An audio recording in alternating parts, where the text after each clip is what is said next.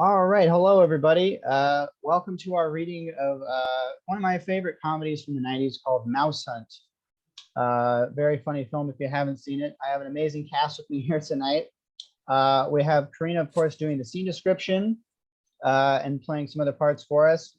We have Logan playing Lars Smuntz. He's the one that's not Nathan Lane in the film.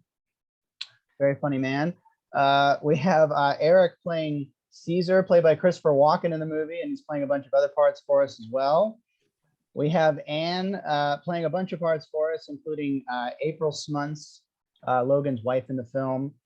We have Jennifer playing a bunch of people as well, including Hildy, who's one of the Belgian hair models in the film. If you haven't seen the film, it'll all make sense soon.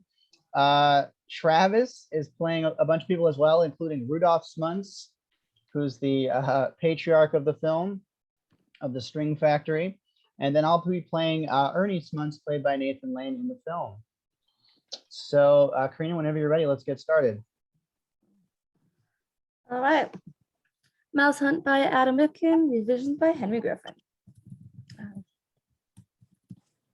Interior St. Bartholomew's Church Day. Church organ music, high Baroque ceilings, spectacular stained glass windows. Most pews are empty, except for the first couple. A funeral is in process. An old man in black tie rests in an open casket. The music stops and the priest begins his eulogy. A world without string is chaos.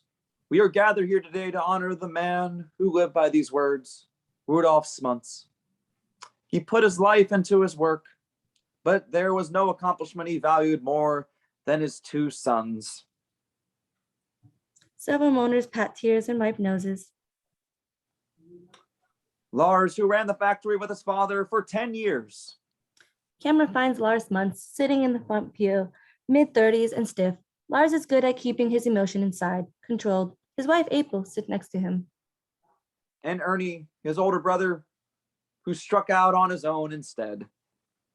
Camera pans to an empty seat, but where's Ernie? Suddenly, the doors of the church slam open. Ernie Smuntz, husky, early 30s, storms in. He walks to the holy water font, wets both hands and splashes his face. When he realizes that people have turned around to watch him, he turns his hands, wipe into a vague sign of the cross. He dramatically fights back tears as he finds his way to his seat. I love you, Pop. Lars shoots him a glare. Ernie pays no attention as he sobs. The elderly mourners pat his back and console him.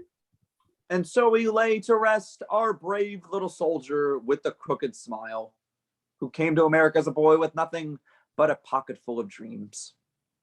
Exterior St. Bartholomew's Church Day. The mourners gather under umbrellas in the rain outside the church. A hearse waits by the curb, many concrete steps below. Doors open ceremoniously. The priest leads the coffin, 6 pallbearers and mourners down the steep stairs. Lars and Ernie, the front pallbearers, whisper to each other. Hold your end up higher. You aren't holding it. I am too. You are not. Don't worry about it. Say, isn't that suit charcoal? Ernest noticing Lars's dark gray suit. No, It looks like a charcoal gray to me. You'd think you could find a black suit for Pop's funeral. it's black. No, I'm sure it's gray. Black. Gray. It doesn't matter what color it is. Suddenly, Lars' casket handle breaks off his hand.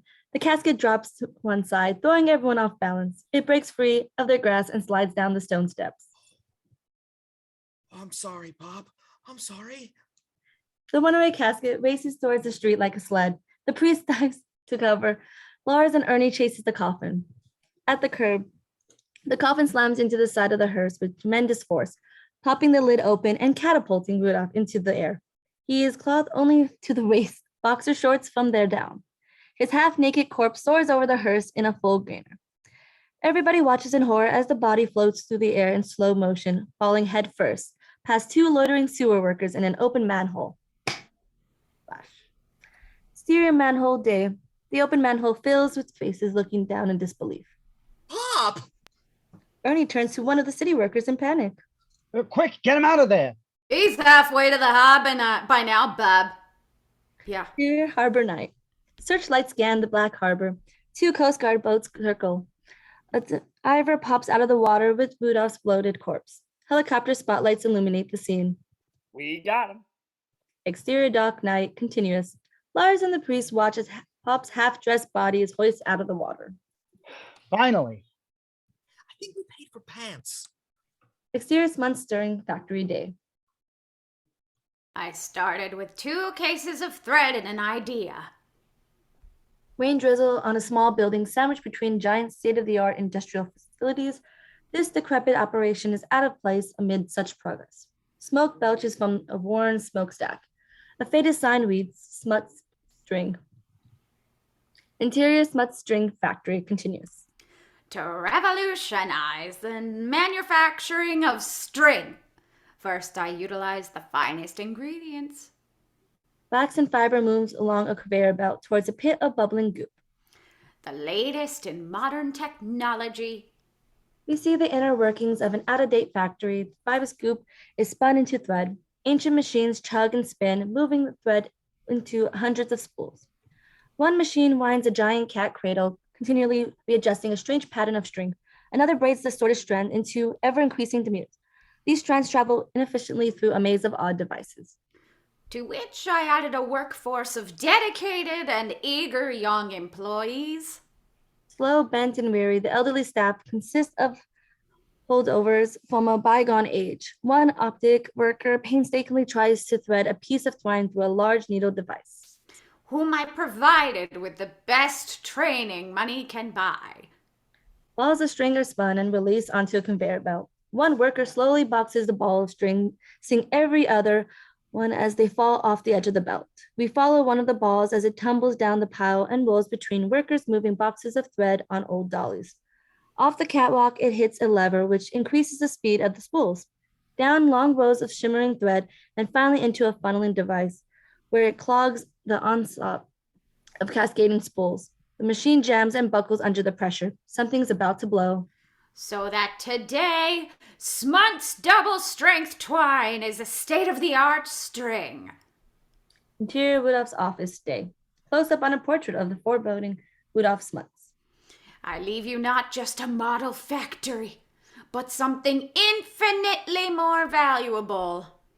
Go back to reveal a lawyer who has been reading Rudolph's will. Lars sits uncomfortably in a leather chair, making himself small in a huge room while Ernie paces behind him. The future of string itself. There is a loud crash off screen. Ernie looks through the blinds across the factory floor as hundreds of spools of thread fly through the air in all directions. The workers are confused by the chaos. Ernie turns back to the lawyer. Thus, it is my dying wish that my 2 sons run smut string together. Great. Stick a for sale sign on the lawn. Let's see what we can get. Ernie, we're not supposed to sell it. We're supposed to run it together. Either way, it's not worth a dime. Now is it, Lars? Some things are more important than money, Ernie. Notice it's always the poor people who say that. The lawyer continues reading, trying to ignore the squabble. He gestures several objects strewn across the desk.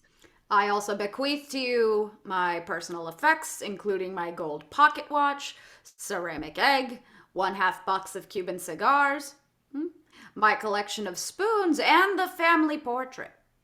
My goodness, a treasure. A watch that doesn't tick. Who can stand that noise anyway? And spoons. So many spoons. Can I have the egg? Oh, no. I want you to have it. Lars snaps it out of his hand. Fine, I'll take it. Ernie flops back into his chair. When you find any real estate on that desk, you let me know. Well, And the lawyer reaches for the deed. it seems there is also a house. Ernie and Lars lean forward. A house? The lawyer holds up an old photo of an odd-looking Victorian design, completely decayed. This abode on 5120 Nortondale. Where's that? It's out past Oakhurst off the 41. Your father obtained it as a payment of debt from some years back, and although he never lived there, Now, wait a minute. Is it worth anything? well, he did borrow $50,000 against the house in order to pay the workers. Really? So how much is it worth? $50,000. Great. A worthless house and a broken factory. Oh, well, at least the day wasn't a complete waste. Next, a box of Cuban cigars. Thanks, Pop. He starts off. Wait, you can't leave. We have to go through his papers. You'll have to excuse me. I've got a date with the mayor. Ernie exits. Exterior says Ernie night. Bright lights, media cameras, reporters, flashbulbs. Leslie Weinhardt, reporter from the local news, stands up into frame and talks directly into the camera. This is deadly. Reinhardt Batch has for Mayor McKingle's first public appearance since plans to win its re-election. Mayor Ken McKingle, a girthy man, exits the limousine with his wife and twin daughters, as an entourage of other bigwigs shuffle in tow. Leslie squeezes past the other press to get to the mayor. We follow them into Interior Shays Ernie Night. This desperate to look fancy eatery is fluffy of media hype and excited customers. Mr. Mayor, do you think your recent triple bypass will affect your campaign strategy? Mayor McKindle loves the camera, and his smile doesn't fade.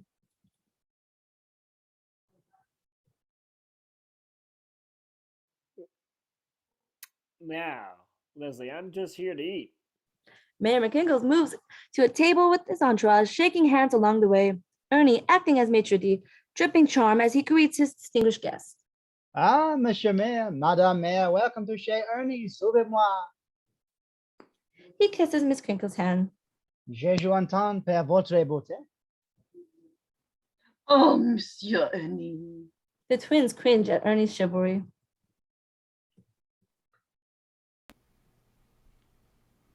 There goes my appetite. Ew, he spit. Ernie claps as the waiter instantly appears. With a dignified bow, Ernie retreats into Interior Kitchen Night. Ernie's accent and charm vanish as he becomes all business in his virgin kitchen. There aren't nearly as many people working in here as you would expect. Chop, chop, they clamor for my genius. A waiter starts past him, 6 meals on his arm, when Ernie closes his eyes and inhales the food's perfume. Lobster loaf à la Ernst, magnifique. No. Remember, Chef Ernie always dresses left. The waiter hurries out. Ernie claps again, then holds out his arms. 2 busboys wrap him in a white chef's jacket and a chef hat as he's dressing a surgeon. Busboy holds out a shiny spatula in which Ernie checks his reflection. The air's not so thin at the top. Just like Pop the Die before I hit it big. Ernie heads to the stove and starts to cook. But we stay on the box, which moves slightly, then moves again, then opens a crack, and a cockroach crawls out. Ernie is a blizzard of activity as he cooks and barks instructions to the minions who scurry through the spotless kitchen, while beneath their feet, the cockroach makes his way across the floor and up onto the counter. Ernie chops vegetables with the butcher knife, barely missing the unseen bug as he sings out to no one in particular. Attention to detail is vital. Presentation is everything. Ernie finished assembling 2 plates. A waiter comes to take them, but Ernie waves him off. No, these I must deliver myself. Interior dining room night. Head chef Ernie emerges from the kitchen, holding the platter in his hands like newborn babes. Everyone admires his latest creation as he presents the plates to the mayor. Duck à la orange avec des quack sauce. He ladles onto the sauce with flair, catching the eye of a pretty girl who smiles with admiration. He winks back. Bon appetit. Kissing his fingers at the mayor and his wife, Ernie starts back to the kitchen as the mayor takes a hearty bite. Crunchy, I love the almonds. Mid-step, Ernie freezes. He looks odd. Becky, one of the mayor's daughters, blurts out. Ew! Look! All eyes turn as Becky sticks a fork into his father's plate. She lifts up a black half of a large cockroach out of the sauce. The 4 remaining legs twitch. A cockroach! Betty, Becky's twin, blurts out as well. That's only half a cockroach. Everybody freezes. Silence. Mayor Kinko is tonic with a plaster smile. He goes white. Daddy, you ate the head! The mayor begins to tremble. His wife hits him hard on the back. The mayor coughs, catapults half a cockroach and bile into the white tablecloth. The half bug begins crawling away. McCrinkle's face begins to spasm. Reporters' cameras flash in a barrage of activity as the 2 twins try to stab the crawling bug halves with their forks. Honey, are you okay? Oh, honey. Suddenly, the mayor clutches his heart and heels over backwards onto the floor. His wife screams, children still trying to fork the half bug. The reporter's barge suddenly stops. All cameras and microphones turn to Ernie, who is frozen in disbelief. Angle on the tablecloth as the 2 halves of the cockroach desperately try to find each other. Exterior Shiz Ernie. Later that night, Clear! paramedics are on top of the mayor in an ambulance, working on his heart. The doors slam as the ambulance drives away, while the mayor's hysterical wife looks on. Reporters interview the still shaken patrons. Officials from the Board of Health string up do not cross tape in front of the restaurant, while the mayor's twin daughters prance around in circles with yellow ribbon like tape trailing behind them. Ernie stands alone behind the front frosted glass. A siren echoes. Interior, Rudolph's office day. Lars is staring up at his father's portrait, trying to copy its dignity by adjusting the way he holds his lapels.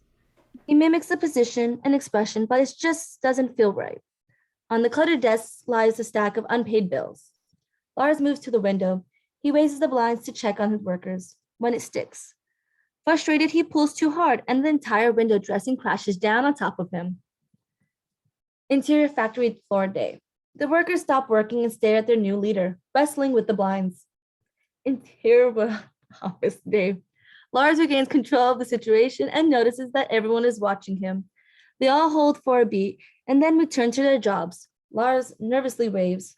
The toaster-sized intercom at his desk beeps loudly. Lars turns and trips on the blinds, awkwardly making his way to his desk. He presses the button to answer it. Yes? The intercom response is unintelligible. Pardon? Mrs. Dougal, perhaps you better just come in here. Lars looks at a handful of bills. How will he pay? He sits in his father's chair, the seat of power, and to his surprise, finds that he likes it. He smiles and leans back. As the chair reclines, Lars hears a disturbing squeaking sound. He leans forwards and hears it again. Back, forward, determined that the chair is the source of the squeak. He stands up and looks back at the chair. The squeak continues. Lars examines the office, checking other objects, trying to find the source of the squeak. The aquarium, the clock. At last he sees the source, the slowly rotating ceiling fan. He tries standing on a chair, but can't quite reach. Placing a few boxes on top of the chair, he precautiously climbs to where he can almost reach it. As Lars climbs, we reveal Miss Dougal entering through the doorway with the walker. Unbeknownst to Lars, she is the source of the squeaking. Lars managed to reach up and stop the fan just as the unseen Miss Dougal stops below. Having sorted out the squeak, Lars smiles with satisfaction. He releases the fan, but it does not continue. He looks down and sees Miss Dougal. Completely off guard, Lars loses his balance and crashes to the floor. Miss Dougal looms over him, advancing with one more squeak of her walker and looks down. Some men are here to see you. Of a young man in a suit. When I say Dr. Scholl, what do you say? We pull back to reveal interior smut string factory catwalk day. This man is talking to Lars, a second shorter young man in a suit, and next to him holding a briefcase. Feet? That's right, feet. And when I say Hershey, what do you say? Chocolate. That's right, chocolate. And when I say Elmer, you say? Fudd. That's right, glue. And when I say smuts, you say string. Only you don't go out and buy a ball of string. Now, why is that? Because I own the factory? Because smut string is a relic of history. You don't make string by tween two strands together anymore. No, you make it simple, singular, strong, with nylon. That's twining. Twining, yes. Two strands together anymore, then you make it simple, singular, strong, with nylon.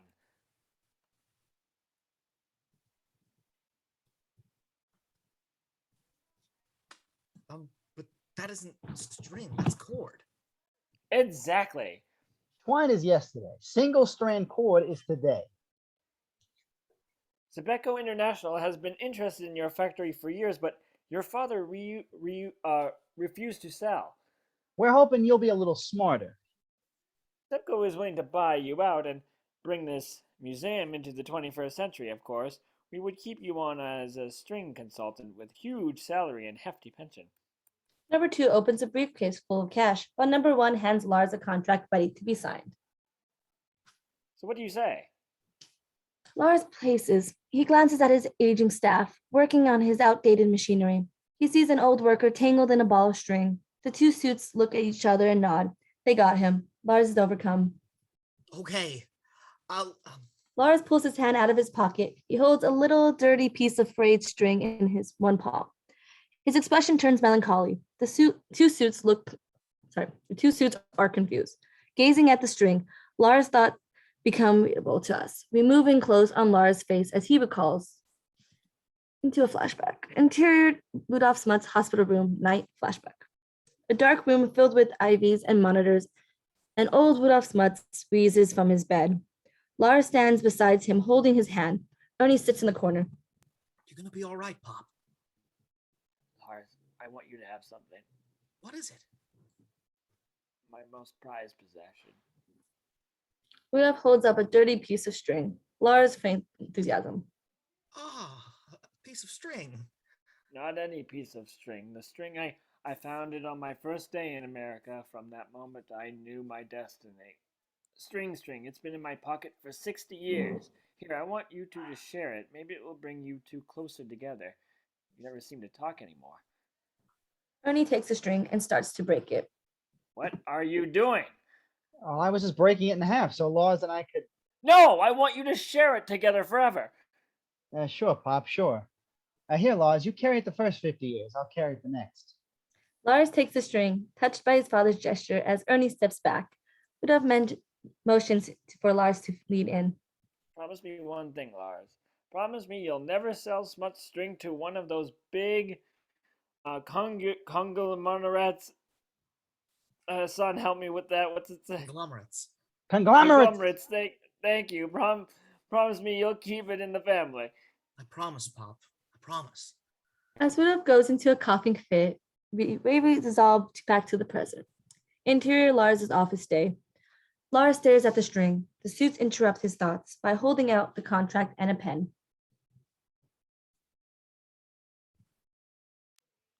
You were saying? I'll have to pass. What? A world without string is chaos. On a plate smashing against the wall, fast pull back to reveal we are interior Lars and April's kitchen night. A modest home, Lars is trying to explain his good news to his wife while she fiercely hurls china at him. You turned them down? They weren't even gonna make string anymore. All they wanted was the Smut's name. For once, the smut's name was worth something. Lars ducks, a plate smashes directly above his head. You are only keeping the factory open to please your father. My God, he even controls you from beyond the grave. That's not true. Not entirely. Look, you wanted to keep the factory for us too. You used to love string. That was before I was dating the son of a rich string magnate. Not now when I'm married to the half owner of a worthless death trap. Do you think my department asked me to marry him? When? In high school. And now he's a podiatrist. On podiatrist, April flings a plate into Lars' head. He ducks and the plate smashes against the wall. April exits. Interior April's bedroom night. Rick Perlis is a financial planner. She takes out a suitcase and starts to fill it with clothing. Did he propose? Sure, Stanton Moore did too, and now he's a judge. But I had to marry you. I thought you'd be happy. I stood up for myself today. Oh, why now? Why is this the day you decided to stand up for yourself? Coincidentally, the day we could have made a lot of money. I've got new ideas for the factory. I've got big plans. That's all you've ever had, Lars. Plans.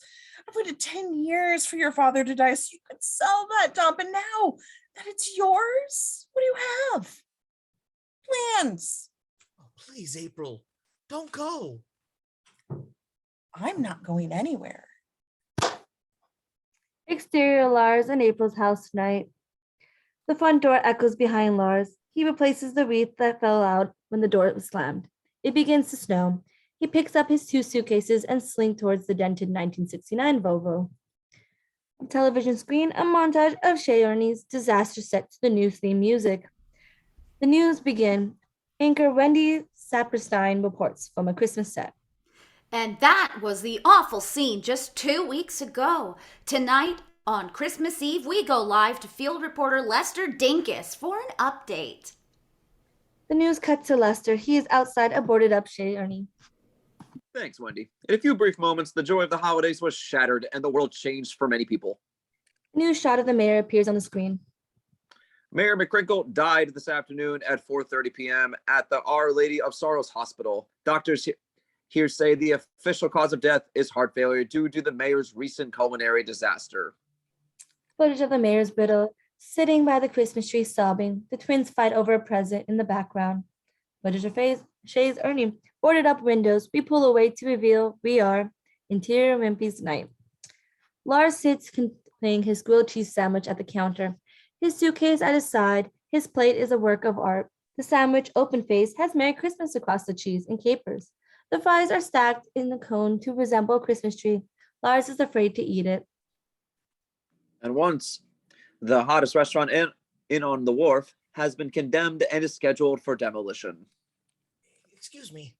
I don't think I ordered my cheese sandwich with capers. Television now shows a file photo of a proud Ernie Smuts and slowly zooms into it, making him appear menacing. If there is a villain in this tragedy, it is Ernie Smuts. Once the whiz kid of the Boston restaurant scene, we were unable to reach Mr. Smuts for the story and can only assume he is hiding in disgrace. Hey, Ernie, you're on TV again. The cook wheels around angrily. It is Ernie Smuts. You know what this is? I'll tell you. Guilt by accusation. I refuse to be tried by plebeians. The waitress lifts Lars' plate and drops it in front of Ernie. No capers. Ernie was flustered before, now he's furious. If he wants a boring grilled cheese sandwich just like he makes at home, tell him he's in the wrong restaurant. Which one of you powerless peasants sent my sandwich back? Ernie looks at the vacant faces along the counter. Suddenly, the brothers recognize each other and are embarrassed. Ernie. Lars? Exterior Boston Street night. Lars and Ernie walk through a light snow, but thoroughly depressed. Christmas decorations blink from everywhere. When I'm in the kitchen, I cook. I can't control everything that goes on in me. It really isn't fair for everyone to blame you. You didn't do anything wrong. Yes, but the world needs someone to persecute. What irony that I feel an extraordinary kinship to the Hebrews of ancient Egypt, while those around me falsely proclaim this season of forgiveness. The Hebrews killed the mayor? I put everything I had into that restaurant. It was my livelihood and my home. When they condemned it, they also locked me out of my place. Hey, you wouldn't mind putting me up for a little while, would you? Just so I can get back on my feet. They pass by a store window sign reading Home Improvement. Gee, Ernie, I'd love to, but you see, I kind of... Well, April threw me out. Wow, tough break. They pass by a homeless man sleeping in a doorway. Would you look at that? Sleeping on the street. Pitiful. The homeless man wakes up hearing this. If I had a house, I'd sleep in it. Listen, look, I know, April. This is just temporary. We've been together since high school. We hit a small financial speed bump. That's all. They pass a home savings bank offering home loans. So here we are. No home, no money. If only we could sell that factory. Brought together by fate. Fate? Ah, yes, that cruel hoax perpetrated on those who seek justification for their meager existence. Ernie, do you remember how close we were when we were kids? No. An aristocratic-looking woman gets out of a limousine and walks into a hotel. Merry Christmas. She hands him some spare change without regard. Ernie is insulted and throws the change to the curb, insulted. Lars goes to the curb after it. Ernie, there was a quarter in there. Lars stands with the quarter and puts it in his pocket. Well, what are you gonna do? Where are you gonna live? Me? I don't know. I'll come up with something. They come upon carolers singing, I'll Be Home for Christmas. Lars and Ernie stops and listens. The carolers move on, revealing a frosted window of a bakery. In the front window, there's a huge cake with a chocolate frosted house on top. It says, Welcome Home, in icing underneath. The brothers are mesmerized. They approach the window. The house looks just like the picture the lawyer showed him. The camera moves into the window, the reflections fade, and the candy house dissolves into a Victorian house atop a snow-covered hill. Lara's 1969 Volvo slowly drives up to the front. Exterior Victorian house night. The car drives up and two brothers get out. Point of view from above. Unbeknownst to them, Lars and Ernie are being watched from a crack in the attic by someone or something in the house. What a dump. Well, I don't know. I could see living here if the place were fixed up. Don't get sentimental. I'm just staying here until I can get back on my feet. Interior foyer night. The heavy door cracks open. The two enter the fray. Flashlights in hand to find dusty hardwood floors, high ceilings, curved staircase, cobweb corners, sheet draped furniture, once stately, now one down. Wow. Look at this place. Why do you think Pops never told us about it? No strings attached. What? It was a joke, Lars. Point of view from above. The brothers are still being watched. Suddenly, Lars shudders. Whoa. Did you feel that? Feel what? Chill. Like someone walking across my grave. It's probably just a draft. Yeah. Point of view from above. Lars freezes. After a moment, he follows Ernie up the stairs. The point of view proceeds quietly into the darkness. Interior hallway night. The brothers look from one empty room to another, finally finding one with a small iron bed. Only one bed. Flip you for it. Lars produces the quarter from his pocket and flips it high in the air. Ernie mutters heads. It lands on the ground, spinning, and comes to a stop on its edge. Interior bedroom night. Lars and Ernie share a double bed. Ernie sleeps peacefully while Lars can't keep his eyes closed. Ernie even hogs the covers. Lars hears a quiet, persistent scratching sound. Are you asleep? Ernie grunts. Lars nudges him awake. How can you sleep through that? What? I don't hear any. Shh. Hear it? That. Come on, upstairs. Interior attic night. Cluttered, dusty, holes in the drywall, loose floorboards. Lars and Ernie enter. The flashlight pans across the room. Ernie sees a headboard and box springs, leans up against the wall. Well, there's the other bed. Lars picks up a box. He dusts it off, revealing a faded label. Mothballs. He opens it. Suddenly, hundreds of moths flutter out. The two brothers panic, dropping the box and flashlight. The moths flutter through the skylight. The brothers regain their wits. Lars picks up the flashlight and jiggles it. It flickers on and off. The door slams shut behind them. That's strange. Lightning flashes through the window, creating an enormous projection on the wall. The large image of a scary clown head tilting back and forth. Horror film violin swell. The two brothers run screaming to the door in the rush of flickering lights, slamming into the closed door. Ernie gets his bearings first. He sees the source of the projection. What are you afraid of, you idiot? It's just a toy. Ernie points to the high skylight window on which sits an open jack-in-the-box. Moonlight casts a softer, less ominous shadow of the jack-in-the-box on the far wall. The scratching sound begins again. Coming from up there. Interior attic night. Ernie puts a foot in Lars's hand for a boost to the sill. 1, 2, 3. Lars misjudges the lift and slams Ernie's head through the attic rafters. Interior rafters night. This area is too small to be even a crawl space. Ernie's head takes up a lot of space there. Moonlight streams in, revealing a pile of rolled up papers and a mouse nibbling on them. Ah. Oh, it's just a mouse. The mouse blinks twice at Ernie and then casually exits frame. Interior attic night. Lars tries to keep his balance, holding Ernie by one foot. Hey, there's some posters up here. Ernie punches through the rafters to grab the papers when Lars notices the mouse scurrying across the attic floor directly in front of him. Lars loses his balance and Ernie comes crashing down on him from above, followed by debris and rolled up scrolls. Close-up kitchen table. Ernie unrolls the newfound papers across the table. They're blueprints. Interior kitchen day. Pulls back to reveal the table is littered with blueprints. Lars and Ernie examines them by hanging the flashlight. Here's the living room, the foyer. Here's where we are. Look, there used to be an outhouse in the backyard. Well, at least they moved it inside. Wow, look at the date. Lars points to the corner where the prints are dated and signed. 1876. A centennial house can actually be worth something. This must be the architect. Charles Lyle LaRue. Charles Lyle LaRue. Interior Historical Society Day. The office door reads Boston Historical Society, Home Registry. Lars and Ernie stands in front of an elderly clerk who has looked their house up in a gigantic ledger. Charles Lyle LaRue. Close up, balding, large-nosed man screams into camera. Charles Lyle LaRue! Charles Lyle LaRue! Quick pullback to reveal we are standing Interior foyer day. The balding, large-nosed man stands in the house, holding a blueprint in his shaky hands.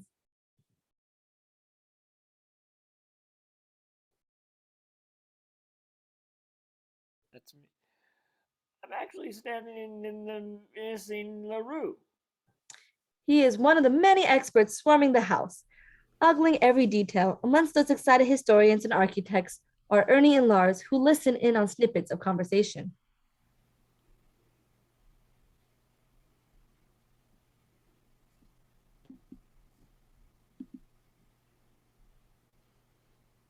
I do say, expert number 1, where are you at? Bold, yet subtle. Classical yet non-traditional. Note the exquisite tension between wildly divergent styles. Ernie and Lars share a look. They act cool as Roxanne, an attractive African American woman, approaches and hands them her business card. She's flanked by associates. Hi, Roxanne Atkins with Architectural Digest. You guys must be flabbergasted. Oh, well, flabbergasted. Dumbfounded, at least. After all, the missing LaRue, right? It's a hell of a Christmas present. Roxanne and associates laugh. So do Ernie and Lars. I'll say, we'd like to devote our spring issue to introducing the world to this rare find. The lawyers come up with Quincy Thorpe, cutting off Roxanne. Ooh, fantastic. I love scenes with myself. Mr. and Mrs. Smuntz, this is Quincy Thorpe of the Greater Boston Historical Society. He can tell you a bit more about the significance of the find. Charles Lyle LaRue, born 1794, died 1878, self-educated architect, builder, bon vivant, leading proponent of the melange style of design. Among his pieces, the Salem Prison, the Overlook Hotel. And our house. Yes, the missing LaRue. The rumored design completed shortly before his committal is a rumor no more. So what do you suppose a house like this is worth? Properly restored, of course. Well, his Parma Charnel house went for 6. Of course, that sale was 10 years ago, and it didn't have this molding. He points to a minuscule detail of the architecture. I see. Ernie pulls Lars aside. Did you hear that? $600,000. The front door opens. A billionaire, Alexander Franklin, enters. His power is suggested by less by way he acts than the way the people around him. Thorpe worships him. Alexander Franklin! Entourage in tow. Franklin approaches Ernie and Lars. Gentlemen, let me congratulate you on your find. I'm a great admirer of LaRue. Mr. Franklin is the leading collector of LaRue houses. Sort of like collecting stamps, only they're bigger. I'll get to the point, LaRue. I've got his letters. I've got his books. See these shoes? Franklin pointing to his feet. LaRue's. I own 42 LaRue houses. I'd like to make it 43. Make it going to take. You tell me. What's it going to take? Well, the Parma Charnel house went for 6, and that was 10 years ago. In today's market, a find like this could be worth twice as much. I see. Another LaRue connoisseur. He holds out his hand. Someone slaps the checkbook in it. Allow me to tender an offer. Lars' eyes light up until Ernie says, No thanks, but you're welcome to come to the auction. Auction? Auction? Auction. It would be unfair of us to deprive others of a chance to bid on the missing LaRue. May I have a moment with my brother? He grabs Ernie by the arm and escorts him into the interior closet day. The brothers are nose to nose in a tiny closet. What are you doing? These pigeons are ripe for the plucking. Put them in a room together, get them bidding against each other. We can make 700,000-800,000 easy. Lars' eyes light up again. Oh, interior living room day. The brothers step out of the closet. What's the earliest we can set the auction? Well, I think all arrangements could be completed within the week. Oh, there's his accent. He came back. Week it is. You're smarter than you look. Thank you. Thank you. Franklin shakes their hands, pulling Ernie in close. But know this. I've never paid more than 10 million for a house in my life. Franklin is in such exit. The brothers freeze. No blinking, no breathing, no nothing. After a long time, they finally respond as if Franklin were still there. Okay, see you then. Yes, thanks for coming by. Exterior house night. Lights are in On in the house, smoke escapes from the chimney. Interior kitchen night, haunting point of view from above, through a knot hole in the ceiling. The brothers sit in the kitchen table in pajamas, excited and happy. Ernie pops olives into his mouth as he fantasizes. 10 million linen napkins, 5 million bales of top-grade cotton fiber, 40,000 hot lamps complete with rotating plate warming trays, 2,000 twine feathers gleaming under real lights. my own chain of gourmet restaurants. Hey, Brooklyn, I have everything she's ever wanted. New cars, coats, china. If only Pop were here to see this house. He did. He just wasn't smart enough to sell it. Point of view moves through the maze inside the walls, finally revealing a low angle on the brothers from a hole in the floor. We've turned a corner, Lars. The future is staring us in the face, and all we have to do is grab it, baste it, and scarf it down. He pops another olive, but misses his mouth. The olive rolls across the floor. Point of view rushes out across the floor towards the oversized morsel. The brothers turn, taking a notice of the mouse as he grabs the olive and retreats into his hole. Aha! We finally find our friend's home. I'll buy a little gift for you, buddy. Ernie opens a cap, takes out a mousetrap as he loads it with an olive. He's just a little mouse. Do we really have to kill it? Lars trails off, unable to even mention killing. Listen to me. A single vermin can bring you down. I know. But it did lead us to the blueprints, and it's not like mice are dangerous. Except, of course, for diseases they spread, like yellow fever or typhoid or bubonic plague, which decimated Europe and Asia in the 14th century, ultimately killing 6.8 million people. And Ernie is taken aback by his brother's encyclopedic knowledge. do you know the trap? This'll do. And now to bed. We've got a full day tomorrow.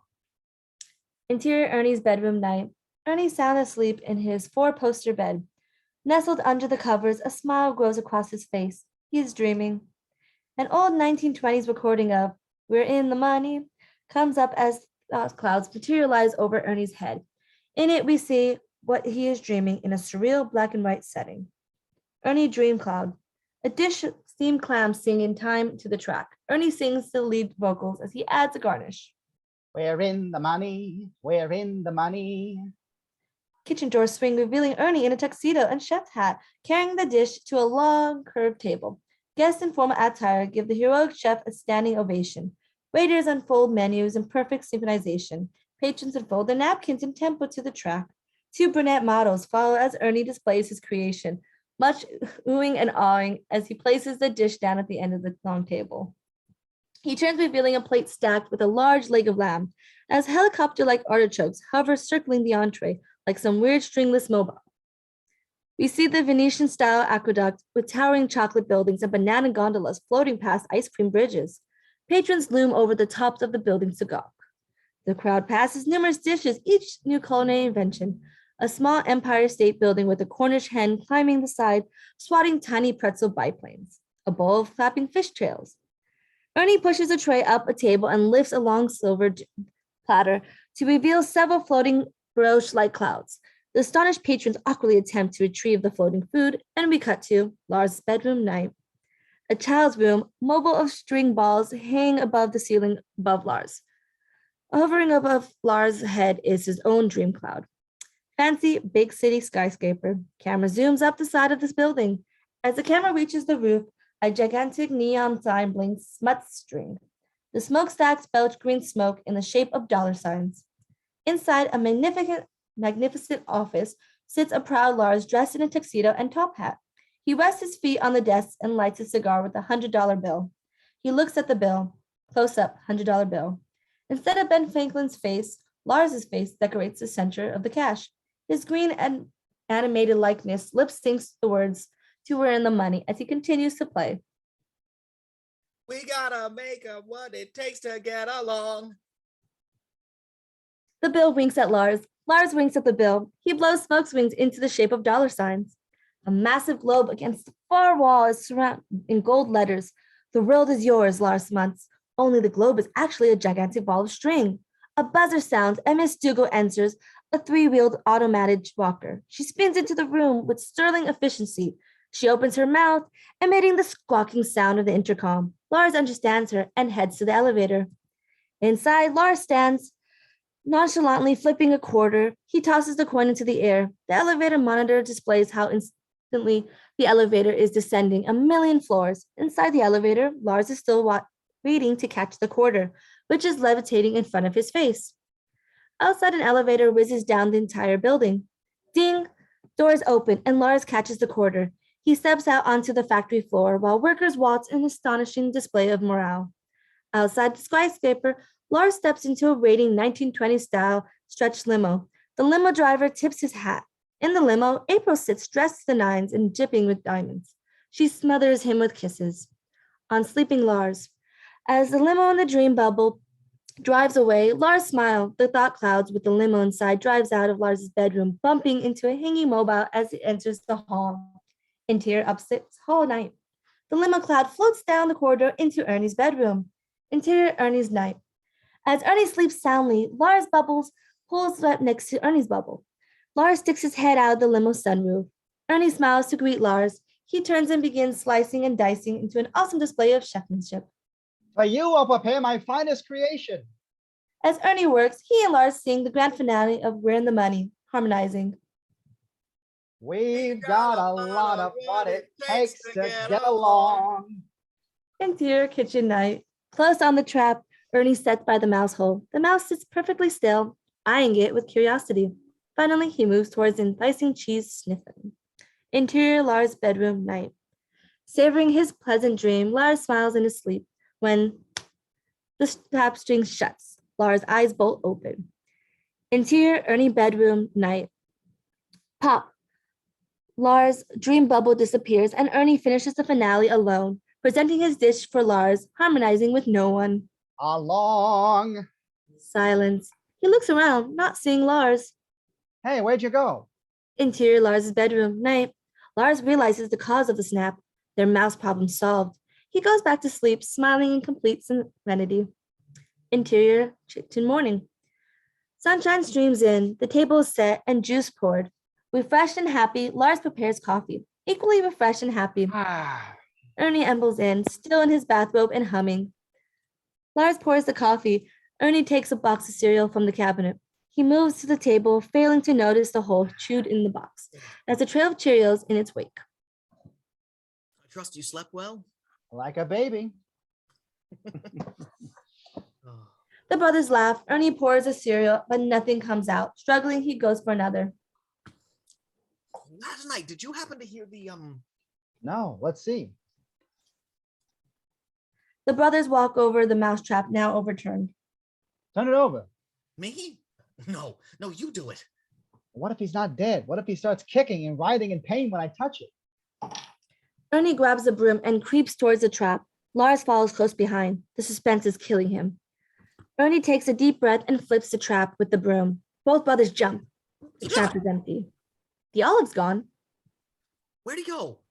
Now, maybe it snapped by itself. Lars sees something small and dark. He crouches down. By the snapping trap is the olive pit. He picks it up. I don't believe it.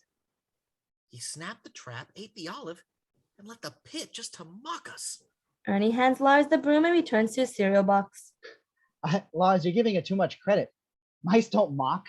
The trap snapped itself. The olive flew off and he ate it. Ernie pours the cereal and the mouse tumbles out. Ernie shrieks. Ah! The mouse grabs a Cheerio and scurries away.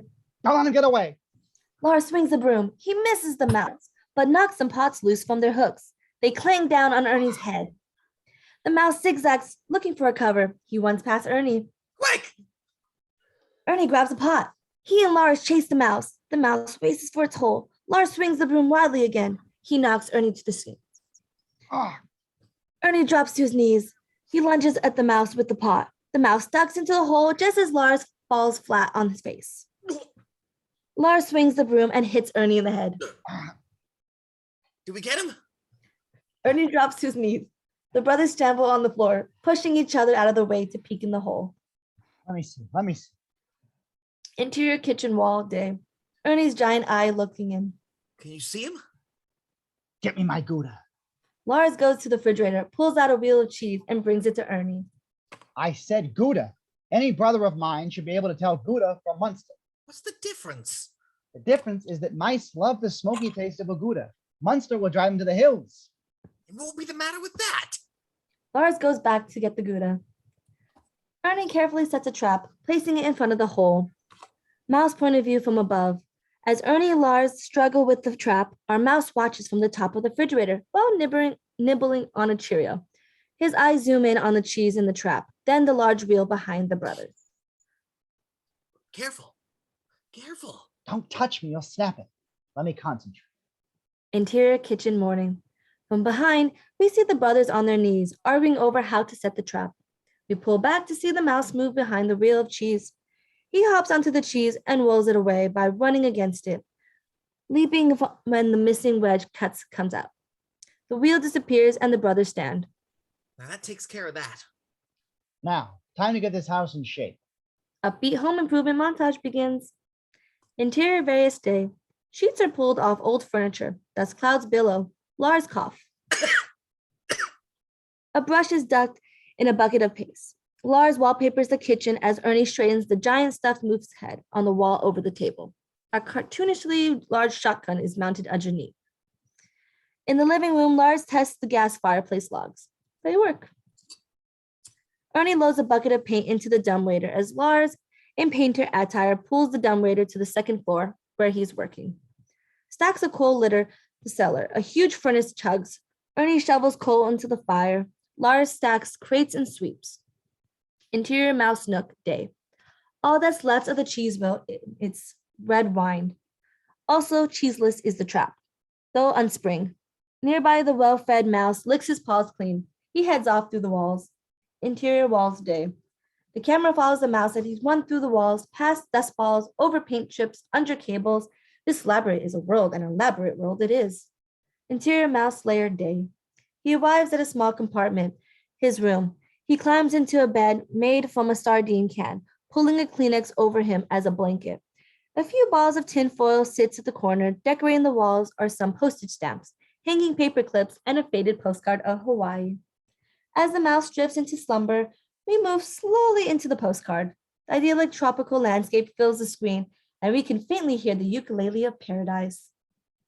Suddenly, the mouse awakens in a horror to see a massive nail come crashing through his Hawaii postcard, nearly impaling him and completely destroying his bed. He attempts to run when another nail enters, ripping through the wall and setting debris everywhere. He runs for his life. His dwelling destroyed, the storm of nails chase him. Interior foyer day. Oblivious to this, Lars crouches and fixates a strip of molding with the nail gun. Schnuck, schnuck. He works his way towards the corner of the room. Interior wall day. The bombardment of the nails back the mouse up against the wall. Nowhere to run. One more nail means certain death. Interior fire day. Lars pulls the trigger and the nail gun misfires, leaving half the nail sticking out of the wall. Interior wall day. The nail stops inches from the mouse's nose. Interior foyer day. Lars is about to hammer the last nail when Ernie calls. Lars, give me a hand with the tub. Lars sighs and runs out, leaving the nail gun behind. Interior foyer day. The front door is kicked open from the outside. Lars and Ernie waddles in, struggling with a large pink fiberglass bathtub. Sitting in the bathtub is a life-size cutout of a beautiful woman, just like in the store. They strain to carry it up the staircase. Ernie leads the way. Lars holds up the rear. So fast. Pull your end up higher. Are you sure this tub fits in with the rest of the house? Jacuzzi tub, Lars. It's a jacuzzi tub, and this isn't a house, it's a LaRue. Of course it fits with the decor. Luxury is timeless. Can we afford this? It must have cost a lot of money. You could talk about the figures, but that doesn't tell you the whole story. How much, Ernie? $1,200. Lars bumps the banister with the tub's edge. $1,200? How much does that leave us? You can't think about what it cost us. You have to think what it gains us. A jacuzzi tub makes the whole house classy. You spent our last money on a tub? Jacuzzi tub. You have to spend money to make money. And they threw the lady in just to sweeten the deal. Just as Ernie, walking backwards, reaches the top steps, Lars' eyes bulge. Sitting at the top of the stairs banister, reflected in a jar of turpentine, is the horribly distorted face of the mouse. Ernie! What? Ernie looks over his shoulder. He's eye to eye with an enormous mouse. He screams. Ah! The mischievous mouse jumps from behind the jar and slides down the entire banister. As he passes Lars, Lars recoils in horror, dropping the end of the tub. The mouse holding his arms up, soaring off the banister. Ernie can't hold the heavy bathtub. It flies down the stairs, knocking Lars into the tub. Ernie clutches the rear rim for dear life as the soaring tub screams down and curves staircase. The tub crashes at the bottom of the stairs, flipping Ernie on top of Lars, zooming through the foyer, past the mouse, out the front door. Exterior month's day. Lars and Ernie ride the speeding bathtub across the snow-covered lawn. They scream as the tub soars towards the frozen pond below. Frozen pond. The tub bursts through the snow-covered shrubs and into the air. It lands on the ice and slows to a stop to the center of the pond. Calm. Lars and Ernie faces slowly peers over the rim. They look at each other dumbfounded. There's a beat, then crack. The ice beneath them gives way. They are immediately submerged in the freezing water. Cut to interior kitchen night. Closest on the mouse hole. Another trap has been placed inches from the tiny opening. We pull back to reveal the entire kitchen floor is covered with traps. Ernie sets the last trap while Lars looks on from behind. Backing up the kitchen door, they survey their work. Do you think this is a little much? Never underestimate your opponent. Let's say he has mastered a way to empty a mousetrap without getting caught. If he snaps one of these babies, a chain reaction will start snapping them all. He'll panic, and the law of averages says one of them has to nap it. Lars thinks for a moment. It's not bad. Not bad at all. Ernie proudly points to his temple, cocky. Just using the old noodle. Now come on, let's hit the sack. Ernie reaches for the doorknob to leave, but it's locked.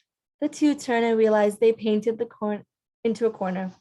Lars glares at Ernie, and Ernie carefully extends his foot between several traps. His toe touches one. It almost snaps. He recoils his leg. Okay, wait a sec. I'm gonna make a jump for it. No, the impact will set off the traps. Well, I'm not standing here all night. Lars leans down and carefully picks up two of the traps. An olive rolls out and hurls towards the other traps below. Ernie bounces it with his hand. Lars volleys it, his foot, and his elbow into his mouth. Ernie sticks out his hand. Lars spits out the pit. Moments later, the pit sits on the loaded trap next to two brothers. Ernie, I'm gonna get claustrophobic. Just let me think. There's a simple way to extricate ourselves from this situation. I just got to figure it out. Exterior Smunt's house, sunrise. The morning sun bathes the snow-covered countryside. Interior Smunt's kitchen, sunrise. Lars and Ernie still sit at the far end of the room, exhausted. Have you figured it out yet? Shut up. I'm thinking. Just then, Lars sees the mouse peek out of the hole. Lars whispers, There he is. Keep perfectly still. This is it. Ernie and Lars watch the mouse scurry across the kitchen between the traps. The rodent winds around the traps, past the brothers, who are baffled. They watch as the mouse scampers up a chair leg, up the arm, and onto the formica counter. Ernie, what's he doing? Shh. He's going for cherries. The mouse scrambles over to a bowl of cherries. Sticking out of the bowl is a spoon. The mouse climbs up to the rim of the bowl and hops onto a large can of baked beans next to it.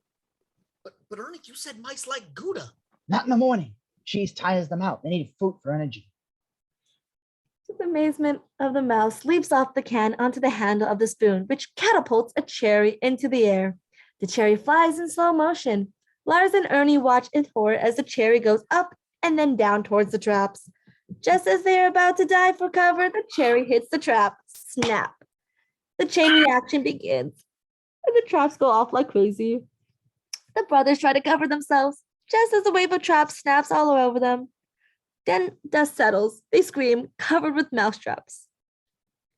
The mouse leaps off the counter and onto the floor. He grabs as much cheese and olives as he can and darts back to the hole. There he goes. Thinking fast, Ernie dashes to the pantry closet. He throws open and grabs a vacuum cleaner. He tosses Lars the cord. Juice! Lars quickly plugs it in as Ernie pulls off the floor attachment. The nozzle looks like a shotgun barrel. He flips the switch. The mouse runs up for his life. Force vacuum makes it harder for him to run and sucks away the cheese and olives. It's working. Fighting the force, the mouse finally makes it into his hole. Ernie jams the end of the nozzle into the hole, splintering the baseboard. Interior walls continuously. Nails, dust balls, paint chips all fly to the sucking vortex. The mouse clings desperately to a water pipe. His tail flaps dangerously close to the nozzle, his floor being pulled to its limits. Right next to where the mouse clutches the pipes for dear life, there is an elbow joint. Hanging off the connecting bolt, a little tag reads sewer line. The mouse looks from the elbow joint to the vacuum cleaner nozzle, back and forth, elbow joint, nozzle, an idea brews. Interior kitchen continuously. Ernie brandishes the vacuum like a weapon. The brothers laugh as they hear various objects being sucked into the vacuum cleaner back. Suddenly, a loud slothing, gurgling whoosh mumbles to the cleaning machine. The vacuum cleaner bags start to expand dramatically. Well, I think I got him. Keep sucking. Interior wall continues. The elbow joint from the pipe has been affixed to the vacuum cleaner nozzle. The mouse is nowhere. Sewage begins to pump into the vacuum. Interior kitchen continues. The brothers manically wheel their vacuum cleaner. They don't see the mouse outside the closed kitchen window behind them. He watches from the safety of the outdoors as the bag expands bigger and bigger and bigger. The brothers never look away from the nozzle in the hole. Phew, that mouse stinks. Dead animals always do. At that moment, the bag explodes. Sewage shoots everywhere. Exterior kitchen window still continues. From outdoors, the mouse watches the splat as the window is plummeted with dew. We move across the house to the front door. A sedan pulls up in front of the house and a banker gets out, leaving the motor running. Exterior front door day. He walks to the front door and begins timely nailing a foreclosure notice on the front door. The hammering sounds like knocking. Ernie and Lars open the door, covered in sewage. Ernie pulls the notice off the door. What's this? We're foreclosing on your house. You've quit paying your mortgage. I think there's been a mistake. This house is paid for. It was paid for, but you borrowed against it. If you don't pay the $1,200 overdue, we repossess it. On hearing the figures, $1,200, Lars shoots Ernie a dirty look. Well, how long do we have? 1 week from 5 days ago. The banker, not a people person, begins walking to his car. 2 days? But you don't understand. We're fixing this place up. The banker gives a final look at the sewage-covered brothers. Looks like you're off to a great start. Interior hallway day. As Lars and Ernie walk down the hallway, an sliding surveillance camera monitors their progress. Stereo corridors overlit in green fluorescence. You should have gone through the papers more carefully. If you hadn't spent all the money on the bathtub, we still might be able to pay the mortgage. Well, it doesn't help to start crying now. As Ernie says this, the hydraulic doors at the end of the hall slides open, and a crying 8-year-old girl enters, dragged by her consoling mother. This kid makes some noise.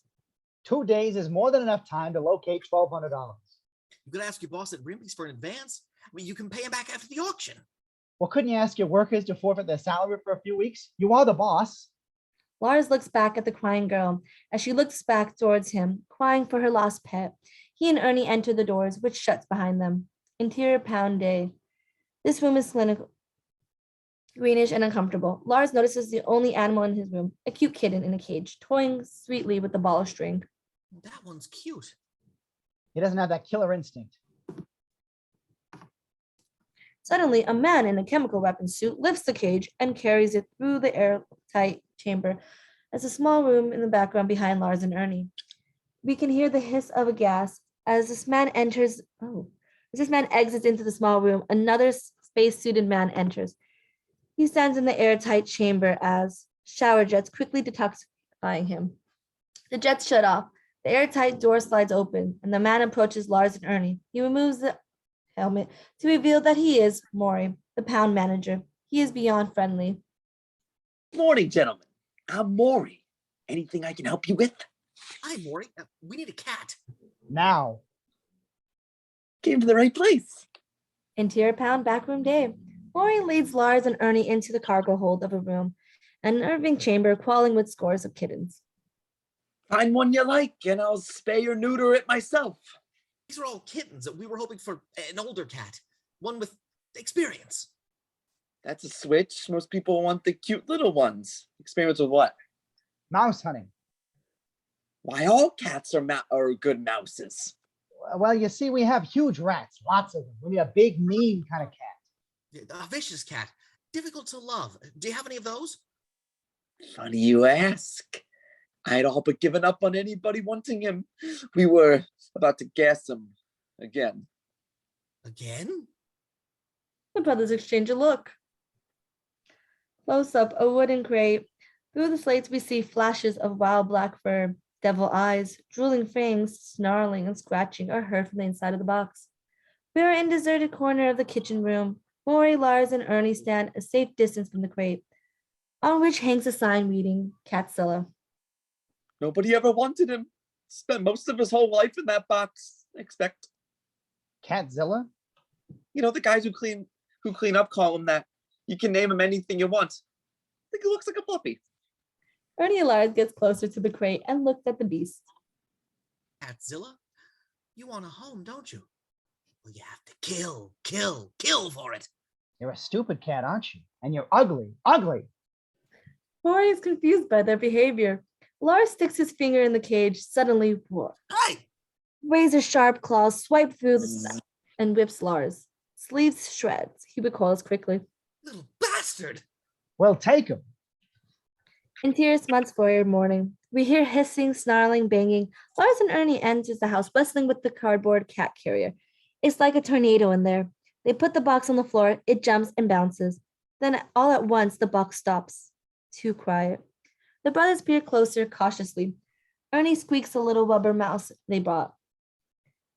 They back away. The box rumbles and rattles like it's a bomb ready to blow. Their eyes widen as the beast growls angrier. Suddenly, 4 razor-sharp paws explodes out of the side of the box. The box takes off like a bullet and the cat's legs. The brothers watch stunned as the legged cat carrier races out of the foyer and disappears into another room. I almost feel sorry for the little fella. Well, we can stop worrying about the mouse and start worrying about how we're going to keep this house. Interior dining room morning. The 4-legged cat box crashes into several pieces of furniture, finally setting outside the mouse hole. The paws are drawn back into the box, waiting. Interior men's room at Mimsley's day. Ernie stands at the urinal peeing. His manager is at the urinal next to him. You know, the Burger Barn is going to start serving cappuccino. You don't say. I've worked in a lot of restaurants, Mr. Hawes, and I can tell you that when the competition ups the ante, you have to keep up with it. My customers don't like cappuccino. They just don't know they like it. We just have to show them that they want it. The manager zips up and exits without washing his hands. Aren't you going to wash your hands? You shouldn't be allowed to work in food service unless you're pathologically clean. Ernie zips up and washes his hands, scrubbing thoroughly. We boom down to reveal a piece of toilet paper stuck to his shoe. Ernie enters the kitchen past an air vent, and the toilet paper blows free. Ruh-roh. Interior Ripley's grill area. Dave. Ernie follows the manager, trying to ask for the advance so the toilet paper hovers behind him. Doors swing open, and kitchen personnel pass through the frame. The gust of wind taking the teepee out of the corner area. $1,200 is a lot of money for a coffee maker. It's not a coffee maker, it's an espresso maker. It puts Rempe's on a whole new level. Ernie makes his way back to the grill. At the counter, a waitress takes orders. Just as the teepee is about to land on the waitress's head, the front door opens and several patrons enter the cold. A gust of air blows the teepee onto the Newports. Ernie flips burgers, fries onion rings, mixed tuna salad, and stacks club sandwiches. A waitress plops a plate under the lamps. Forgot to toast this. I did not forget to toast it. If you toast the bread, you won't be able to taste the fennel. Philistine. And it's just the beginning, Mr. Hawes. I want to make Rempe's the diner of tomorrow, today. The teepee floats on the gust of air. We follow it glide aimlessly. A waitress walks through the kitchen. 2 turkey platters, 1 all white. Where's my egg salad? She spins the wheel, creating a draft of air that pushes the teepee back towards the stoves. The manager claps his hands. All right, let's snap to it. We got a lunch rush here. Ernie juggles 4 different orders. Camera follows. It finally lands, unnoticed, right on the open-faced egg salad sandwich. Ernie turns. He quickly slaps a burger on the bun, paints mayo on a triple-decker, ladles gravy on the turkey, and plops a piece of toast on top of the egg salad. The plate hits the counter. Bing. Order up. Ernie turns back to the manager as a waitress lifts the plate off the counter. It will pay for itself in 2 months. I know someone who will give us a great discount. Interior Ripley's Dave. We follow a waitress carrying several trays to a table in the distance. On the tray, closest to the camera, we can clearly see the edge of the toilet paper protruding from the egg salad sandwich. On 2 elderly aged women at the table, their sandwiches are served. There you go, ladies.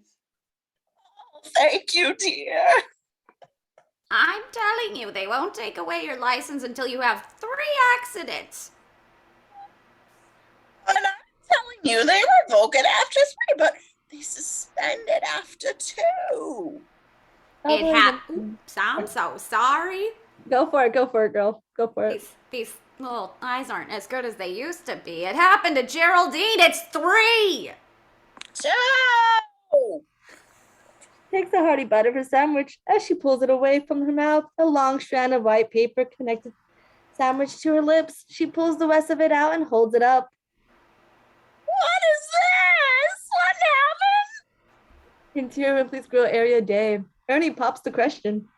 It's not just about cappuccino. We're going to modernize the whole place, put the burger barn out of business, but we start small with a cappuccino maker. And all it will take is $1,200.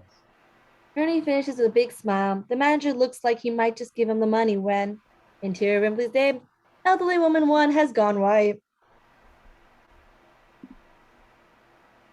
Oh my God, there's toilet paper in your food.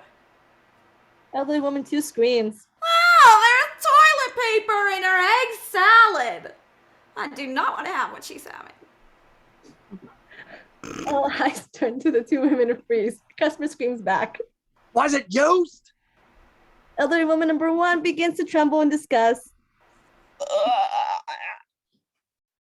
Interior Ripley's Grill area day. Ernie and the manager look over the seating area. We hear a loud thud off screen. Someone call an ambulance. Ernie knows his Wimbley's career is over, but he can't stop smiling. Guess she didn't like the fennel. Interior factory floor day. The elderly 4 workers are gathered together, looking up with blank expressions at the catwalk above them. A trembling Lars steps into view, notes on 5 cards in his hand. He approaches a microphone to address his troops. He tries to speak, and the sound of the feedback snaps his nerves. He stands back a bit. My father said there was nothing he wouldn't do for his workers. They only had the courage to ask. And that went both ways. Now that I'm in charge, I'm not without the courage to ask for help. The workers look at each other. Uh-oh, here it comes. Because I feel that just as you could ask, I could ask you for assistance, and you would quickly come to my... Utter silence. No Spunk's employee comes quickly to anything. Lars tries another approach. How can we make Smunt's strings stronger? By making its strands stronger. The strand of labor and the strand of management. The strand of labor will grow stronger when you share in our profits. One worker claps. Another joins him. Lars feels encouraged. He is gesturing with his 2 hands to suggest the 2 strands of smut string. So far, he's waving a lot with his labor hand and not at all with his management hand. The strand of labor will grow stronger when I set up your pension plan. The ancient workers are now becoming really worked up. Washed in applause. Lars starts to get carried away, forgetting about the 3x5 cards. He begins to improvise. And when I establish a dental plan to look out for your teeth and gums. The workers cheer, opening their mouths. Not a pretty sight. And wheelchair ramps for easy access to all areas of the factory. If the folks could call franchise, they are now. Ramps! Ramps! Ramps! Interior Smut's kitchen morning. The box waits patiently outside the mouse hole.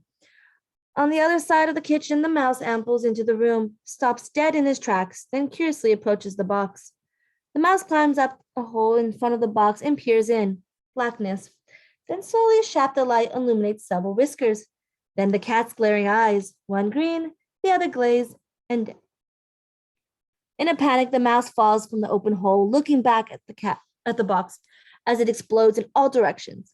The beast emerges, Catzilla. Suddenly, the cat turns around in a blur and growls directly at us. We see him with the first time, the scariest, mangiest wild animal ever. Covered with scars, he roars, bolts towards the rodent. The mouse runs for his life. The cat tears after him out of the kitchen. Interior various morning. Cat and mouse race under the dining table. Between chair legs, Catzilla crashes into a ladder, causing a bucket of paint to splash across the hardwood floor. Screeching is fierce. They charge out of the foyer and into the living room. Over the couch, shredding cloth, stuffing flies, around the cushy chair, under the rug, across the piano keys. Plunk, plunk. The mouse leaps onto the piano for shelter, and so does the cat. Its tail knocks the lid closed. We hear a brief concert of violence. Then they crash out of the piano and onto the table, knocking over a vase. Water, glass, flowers fly. Interior Strength Factory Day. A downtrodden Ernie working immediately greets him. Good afternoon, Mr. Smuts. I'll let your brother know you're here. Ernie doesn't know how to make of it. The workers lead him towards Lars' office as Lars continues his browsing. As Ernie exits, Lars attempts to get his point across through the incessant cheering. The employees are still chanting ramps, ramps, ramps. Ramps, ramps, ramps. Yes, well, I think you've been misunderstanding my meaning a little bit. An elderly worker approaches the podium. Mr. Smuts, your brother is here. Lars quiets down. My brother, yes. Which brings me to my point. String has two strands. And the strand of labor, though it means ramps, also needs to strengthen the strand of management. Mace is curious. So you see, we don't actually have any money, and the truth is we need to defer your next paycheck or two. The workers turn ugly and begin to shuffle towards Lars. So my brother and I can pay the mortgage on our house. It's the missing LaRue. Interior Rudolph's office day. Ernie sits at his father's desk. He feels uncomfortable near the standing portrait of Pops. He turns to the desk and notices something. He shuffles through papers, discovering the Zepco offer. He sees the Zepco business card attached. Lars hurries in, turns and locks the office door behind him. So how it works? Did you get the money? No. What's the matter? Lars moves into the window facing the outside of the building and opens it, looking down. The workers didn't react as positively as I had hoped. The low roar of complaining workers become audible. Oh, ramps, these brothers suck. What are you doing? Workers' faces are appearing in the window overlooking the factory floor. They look angry and begin banging against the glass like zombies. You could fit through this window, couldn't you? What? I guess. The workers are getting angrier and may break in any second. Lars begins to climb through his window, Ernie crowding behind him. That was our last resort, Lars. Well, we're gonna have to find the money someplace else. Ernie gives a last shove to Lars, who plummets out of the window, out of frame. The office door flies open and the worker zombies enter, reaching towards Ernie. Their moans and complaints are extremely loud. Oh, really? Who do we know stupid enough to give us $1,200?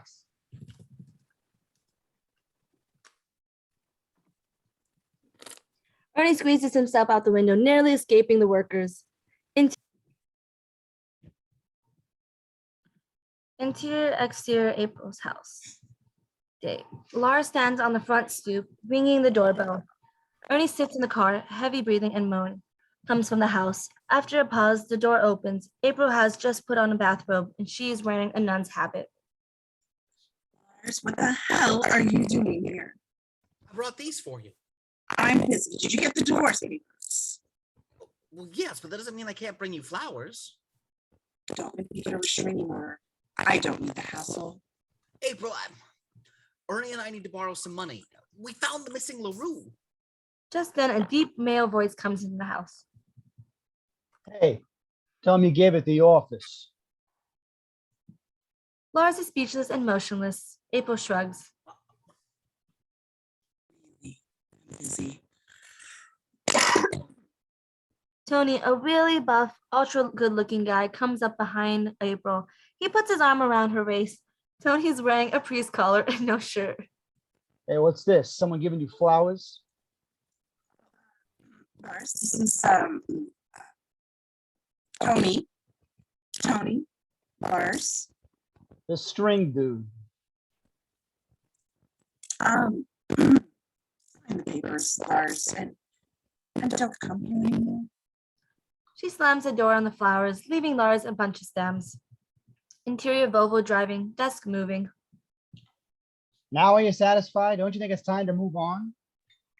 She'll be back. Say, Laws, before he died, did Pop ever happen to mention selling the factory? No, I mean, no. Like I said, who would be stupid enough to buy it? Lars laughed a little too hard. Ernie joins in, abruptly cutting himself off task. Yeah. But if someone were so stupid, what would you think about selling? Never do that, Ernie. It'd be a slap in Pop's dead face. Of course, of course. So what are we gonna do? The bank is foreclosing in less than 2 days. Oh, don't worry, little brother. Somehow, some way, we'll get the money in time. Interior kitchen day. The mouse has almost reached the safety of his hole when twack, Catzilla's meaty paws come down on his tail. The mouse's feet scurry, but he's not moving. He looks back, panicked. The cat grins and lifts his mouse by his tail, licking his lips. Catzilla's about to swallow him when the mouse grabs hold of the cat's whiskers and yanks. Pluck, nothing. Thinking fast, the mouse tickles the cat's nose with his whiskers and the cat begins to sneeze. The mouse flies free and scurries into its hole. The cat realizes what happened and bolts the hole. Interior mouse hole day. A big, scary yellow cat, yellow eyes peer into the hole, then a sharp claw. Interior kitchen day. Catzilla strains to reach as deep as he can into the mouse's hole, growling, drooling, as the cat's attention is focused on the opening. He doesn't notice the sneaky mouse working in the distance. The mouse carefully pushes several loaded traps into position onto the dining table, then approaches the cat from behind. The tail swishes and bats dangerously, landing on a trap placed by the mouse, and the cat quickly spins around. The mouse takes off. Interior room day. Mouse turns to the corner, Catzilla close behind. He runs under a table. Catzilla follows. 4 snaps. Now all 4 paws and tails are snugged. The cat jumps around, yelping. Interior foyer day. Catzilla pursues the mouse up the stairs. The traps fly as ones. Interior upstairs hallway day. The mouse scurries up the table leg into the dumbwaiter through a small hole. Moments later, Catzilla crashes onto the end table and begins scratching at the opening. Interior dumbwaiter day. The mouse scurries up a rope into a pulley attached to the roof. Interior hallway day. Catzilla manages to open the sliding doors and enter the dumbwaiter. Confused, he looks for the mouse. Turning to the camera at the last moment, he realizes he's screwed. Interior dumbwaiter shaft day. A chewed-through cord falls to the camera as the mouse looks down from the pulley above. Interior kitchen day. A loud meow. As the dumbwaiter falls through the shaft, there's a large crash and the smoke and the coiled dust comes up through the dumbwaiter. Exterior house dust. The Volvo pulls up to the house. Interior foyer dust. We hear Lars off screen. Here, kitty kitty. Here, Godzilla. The door swings open. Lars and Ernie enters. Lars is holding a small fish. They stop cold. The house is a disaster area. Paint and paw marks are everywhere. The drapes are shredded, furniture spilled about, debris at every scattered among the wreckage. It looks like a tornado blew through. Catzilla is nowhere to be found. What the? You think he got the mouse? How could he not? Oh, he doesn't deserve this fish. Hey, maybe someone broke in. Ernie points to the trail of the cat prints up the stairs. Burglars don't have paws. A faint meow is heard off screen. The brothers look up to see, hanging from the chandelier, hog-tied and humiliated, is Catzilla, bound with twine, tape covered his mouth. Suddenly, the doorbell rings. They turn around. This house is in no state for anyone to look at it. Exterior front door desk. The banker is standing at the door with the young couple when Lars opens the door a crack. Oh, hello. Smuts, I need to show the house to the Bettons who have expressed interest in purchasing it. Now isn't really a good time. Look, if you could come back. Mr. Smuts, in 36 hours, the house will belong to the bank. Anyway, why can't we be civilized about this? The banker attempts to move past Lars into the house while Lars attempts to interpose himself. Suddenly, Ernie throws the door wide open, revealing the chaos within. Oh, Laws, you didn't tell me we had guests. Come in, have a look around. I'm sure it's a real bargain. Ernie sees another car pulls up and nervously pushes Lars, the Bentons, and the bankers inside the house. Lars, while they're here, show them the molding. Quincy Thorpe and another man approaches before Ernie has a chance to close the door. Ernie tries to block as much as the view as possible with his body. Glad to find you at home, Mr. Smuntz. I just need to show our auctioneer the layout of the missing LaRue before the big event. Well, you can't just now. What do you mean? My brother is asleep, Well, we can be quiet. but you see, he's sick. Sick. From within the house, we hear a low moan of Catzilla.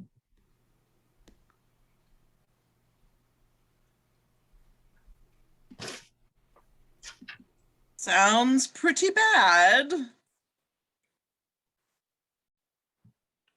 Yes, in fact, the house is quarantined. Quarantined. Yes, Ooh. quarantined. Mumps. Lars and I have the mumps.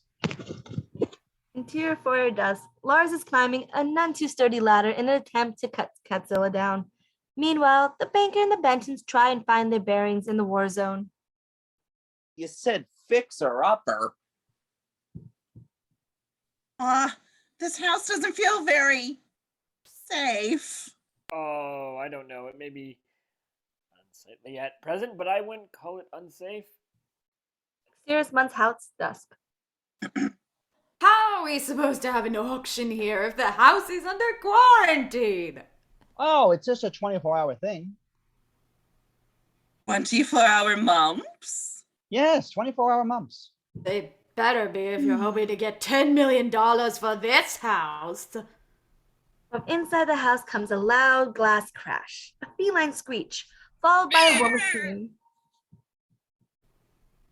Seconds later, Catzilla, covered in a string and tape, comes zooming out of the front door, past Ernie, who tries to ignore it. He cannot, however, ignore the chandelier that Catzilla drags behind him. Catzilla takes off down the street, dragging the chandelier all the way. The Bentons, now crying, push past Ernie, Thorpe, and the auctioneer. I want to pay 50 cents for this stuff. Thorpe and the auctioneer peer through the open door at the disabled mansion, which is in no shape to be auctioned. They've already had the mumps. The banker storms out, glaring daggers at Ernie. You think destroying your house is going to keep the bank from foreclosing? I can tell you that you're sorely mistaken. I can assure you that we will. Foreclosing? Mr. Smuntz, we were under the impression that you owned this house. But we do. This in no way interferes with our plans for the auction. Well, no one's going to spend millions on a house that looks like this. Millions? What are you talking about? This is an historic home, and if we had plans, and we had plans to sell it for a lot of money. Really? Well, I'm sure we can work something out. We will have the mortgage payment to you the day after tomorrow. 10 a.m. Oh, Mr. Smuntz, if indeed the house is yours to sell, I suggest you repair this damage, or we will have to call off the auction. I assure you, the house is ours to sell, and despite the way it looks, I can promise you, everything is going exactly according to plan. Lars appears in the doorway behind Ernie, covered with broken glass. Hey, do you think Catzilla's coming back? Ernie cringes. Exterior snow-covered landscape day. A giant cockroach crawls through the snow. Sci-fi music in. The cockroach looks bigger than the barn, taller than the trees, until it rises over a bend and we reveal the moving creature is attached to the top of exterminator van. Slam! The back door of the van is closed hard. Pan up from the boots to reveal Caesar, paramilitary exterminator. Caesar seems to be more ready for biological warfare than mouse hunting. Caesar's Smunt's house morning. Caesar marches around his van. Lars and Ernie try to keep up. At the van's front is a huge winch with a big spool of cable. Rotor control was not for civilians. I could have told you that. Caesar places an electronic stethoscope around his neck, a microcassette recorder in his pocket, the mic on his collar. We're just glad to know you'll take care of it. We have to. Mice can contaminate 10 times as much food as they eat with their urine, droppings, and hair. They carry over a dozen diseases: rabies, bubonic plague, Spherotectal jaundice. murine typhus. Oh, murine typhus. bacterial food poisoning. They don't need food to survive, you know. They'll eat glue, soap, plaster. And olives. Yes, they love olives. You should never underestimate mice. I did. Once. Caesar, glad to have an audience, he lifts his shirt, exposing his side, covered with scars. Nessa Vermin overran a bakery. The owner discovered droppings in the cupcakes. Can you imagine? In children's cupcakes! They were cunning bunch, but I knew how to beat them. He turns to Lars, combining with a soft, intimacy. You see, I get inside their tiny little brains. I know their wants, their needs. I start to think like a mouse. And once you can think like a mouse, you can anticipate their moves, and then bam! Lars jumps. I made them pay. Sayonara, mouse. Caesar smiles, remembering. Can we go, Laws? I'm sure Caesar can handle things here. Yes, he looks well prepared. Ernie is trying to leave, but Caesar doesn't stop talking long enough to provide a convenient exit. He gives them a tour of his gadgetry.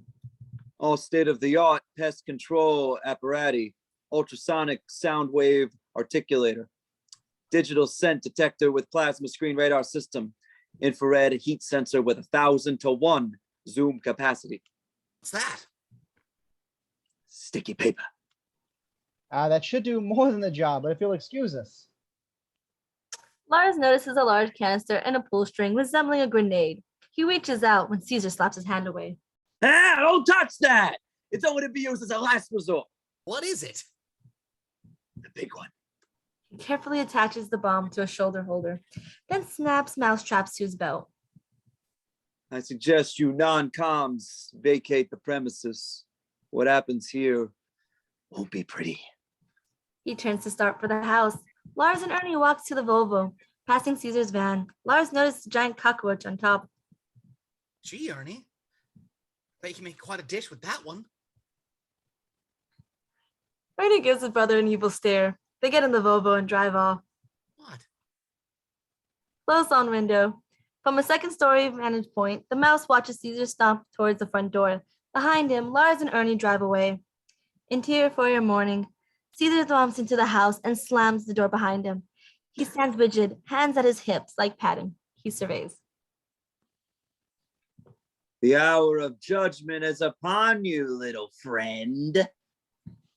Exterior April's house day. Smunt's family lawyer stands in front of the door, ringing the bell. The same panning and moaning as before ensues. The door opens, revealing April in a similarly disabled state. Only this time she's wearing a nurse uniform. A stethoscope is hanging from her neck. You must be Mrs. Lars Smuntz. I'm afraid that status is in transition. I just saw the mask. Brilliant. Well, nurse, is Lars in? We need to discuss our preparations for the auction. I lost my accent again, whatever. Auction? Yes. The auction for the missing LaRue. Surely he mentioned. Tony lumbers up to the door wearing a patient's gown and carrying a hot water bottle. Oh, yes, of course, the auction. Oh, won't you come in? Thanks for coming by. The lawyer enters the house. Now Tony is on the steps. But April, I thought, Did you get all the leaves out? what? Well, if you got all the leaves out of the pool and you've chlorinated, then you're done, boy. Oh, I get it. I'm the pool cleaner and you're the woman with the dirty pool. April slams the door, leaving Tony alone on the stoop. Tony puts the water bottle down and quickly readjusts, stripping off his gown to reveal Speedo trunks. He tries to open the door, which is locked. He knocks. Pool boy. Exterior string factory day. The workers have gathered outside the factory, picketing. Lars and Ernie gets out of their Volvo as the crowd comes forward. Thinking fast, Lars leads Ernie to the back alley. I think if we work fast, we can make enough string to meet the orders. That's the spirit. Who needs workers? Just a few cases and we can keep all over. Good luck. But where are you? Aren't you going to help? I have to run a little errand. See you later. Remember, all you have to do is make $1,200. How long can that take? Ernie exits and Lars heads to the factory just as the protesters turn the corner.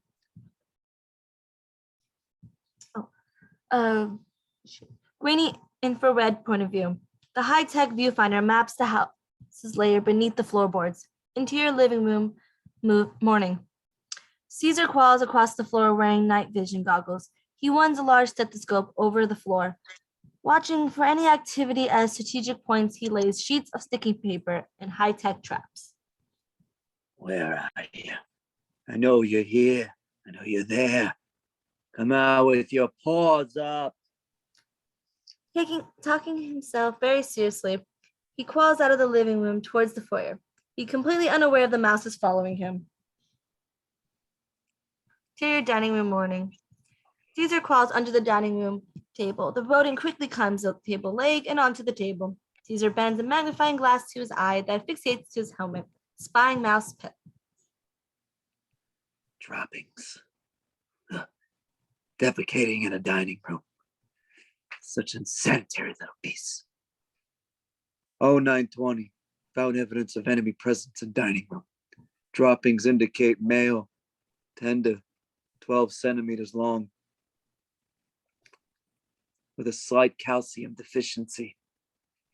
Pulling out tweezers and a plastic Ziploc bag, Caesar carefully collects the evidence, storing it in his pocket. Now on a hot trail, Caesar continues under the table while the mouse crosses on top. As Caesar passes under the table, the mouse calmly walks out onto his helmet, catching a ride. I know you're close. I can smell you. Caesar moves onto the shadows and turns on a light atop of his helmet. A bizarre shadow projection develops before him. First a tail, he tries to grab it, then birds, followed by an elaborate series of faces. Caesar looks around for the source of the images. He stops, his eyes look up. We reveal our mouse, still on his helmet, is leaning in front of the lights, maneuvering his hands to create shadows. Caesar and the mouse look at each other, then crash. Caesar grabs at his helmet, light spinning, the mouse scurries away. Exterior payphone day. Checking over his shoulder, Ernie speaks on the phone. Hello, Zepco, Ernie Smuntz, Smuntz String, yes. My brother and I have reconsidered your offer. I'd like to discuss selling our factory. No, not at the office. How about Boston Commons under the big clock? No, it's got to be today. We've got another offer, but I want to give you the first shot. Noon it is. Bring the contracts. No, my brother won't be able to. He's tied up right now. Interior factory day. The distant voices of the workers can be heard from the street. Lars stands, arms akimbo, taking in the dirty machinery of the Smuntz factory floor. He's seen it all operate so many times, but he's never had to make string by himself. Pulls a switch on the side of one machine, which starts chugging asthmatically. He lifts one large spool of thread and carries it to one of the struggling machines, tearing his coat on a sharp corner. Lars sets the spool down and begins to thread the aeronautic device. Cameras tilt down to reveal the thread winds around the spool and connects to Lars' coat, which is unraveling at a quickening pace. Thinking fast, Lars tries to stop the machine, but catches his sleeve in a meshing device. He struggles free as two threads leaning in opposite directions continue to unwind. Now in a panic, Lars leads over for his machine in an attempt to grab the thread itself, but his tie gets caught up in the works. He struggles with his tie, using his foot for leverage when his pant leg begins to unravel. Lars falls to the ground, gets up, and tries desperately to hold onto the vanishing clothes as the surrounding machines of the Smuntz Drink Factory consume him one thread at a time. Exterior, the Boston Common day. Ernie waits under the big clock, looking for the men from Zepco. He notices two pretty young women, Ingrid and Hilk, who sits on a bench across from him. Ernie smiles. They smile back. He waves. They wave back. He glances at the clock, 11:57. He's got plenty of time. His loss is over. He does not notice the two men from Zepco have arrived to meet him. The girls giggle. Ernie approaches them and waves. Before he can speak, a gust of wind blows his hat off. He chases his rolling hat across the park, into the street. The Zepco men in the foreground, still looking for Ernie, check their watches. He slips on some ice, then quickly recovers. The girls watch concerned. Ernie snatches his hat. He waves the hat over his head to show them that he got it. They applaud. The clock strikes noon. Screeching brakes are heard off the screen. Ernie turns just in time to see the front wheel of an oncoming bus fill the frame. Interior String Factory Day. Close on the conveyor belt of the string machine, a ball of string with stripes like Lars's tie drops, then a ball of string that is a color blue like Lars' shirt, another ball the color of Lars's trousers, and etc. The machine shuts off, and Lars' hands reach in to retrieve the balls. Interior Rudolph's office day. Lars entered, naked but for his socks and shoes. He is holding the balls of string, which were once his clothing to obstruct his nudity. At this moment of shame, he is glad to be alone.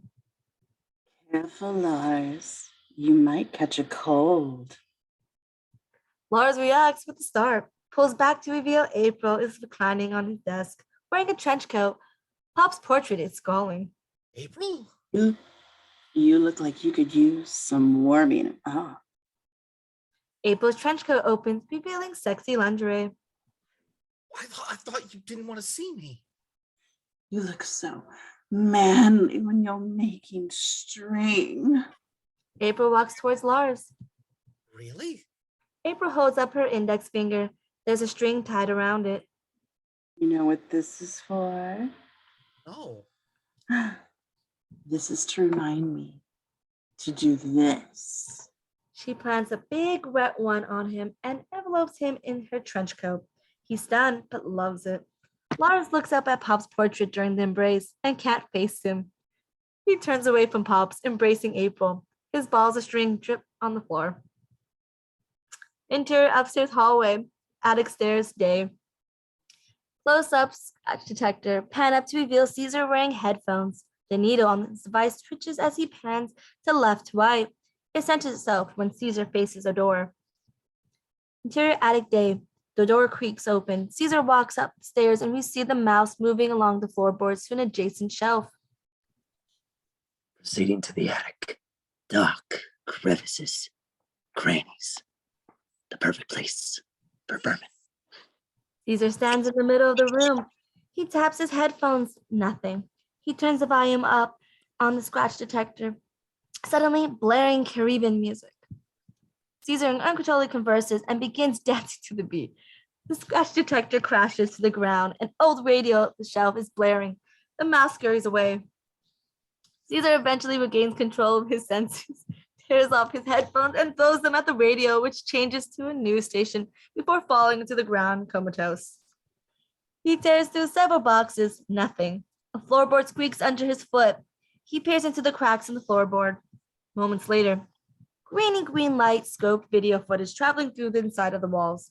Caesar speaks once more into the recording device. 1100 hours.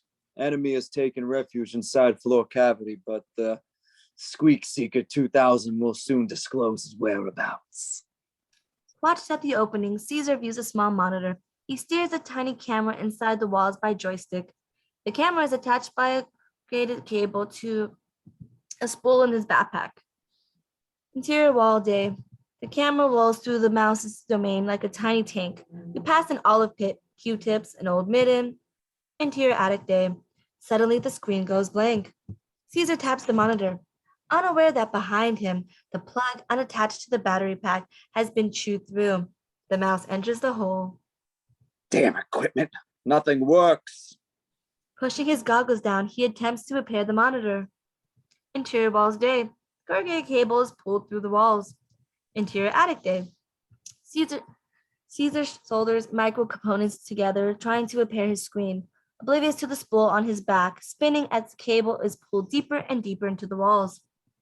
Interior walls day. The mouse winds the cable down walls, under the stairs. Interior attic day. Caesar tries the monitor again, just as the last of the cable in his backpack unravels from the spool. Work or die. The monitor sparks and flips on for a second, and the video image of Caesar's trunk appears on the screen. Confused, Caesar moves to the window to see a power cable running from the back of his truck to inside the house. What the? He dons his magnifying lenses for a closer look. 2 times 5, 10. Interior telescope point of view. There, standing on the recoil level of the spool, gazing up at us with a big, innocent eyes, is the mouse. Back to scene. Caesar throws off the goggles and looks behind him. See the cable from his backpack lead into the mouse hole. Realization dawns, and with it, horror.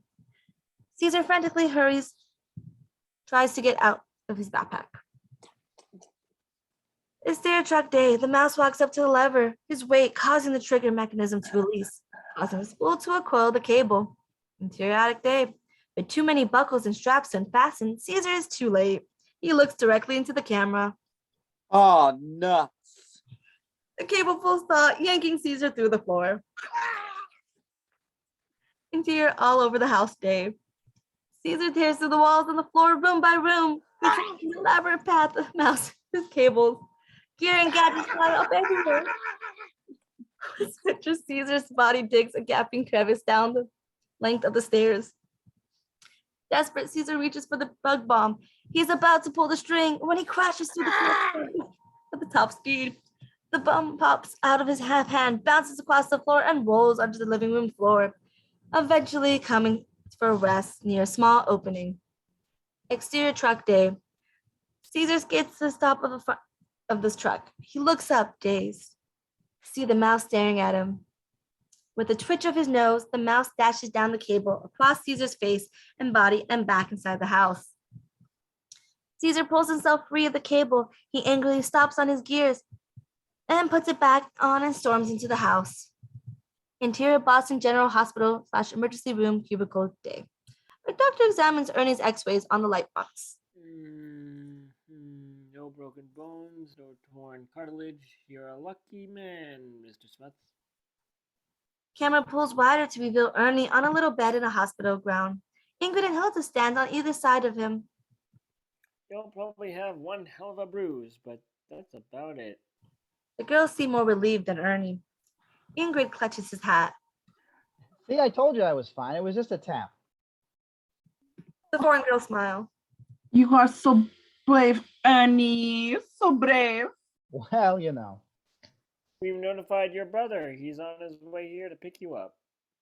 The doctor exits. Thanks, Doc. I saved your furry hat. He places on his head.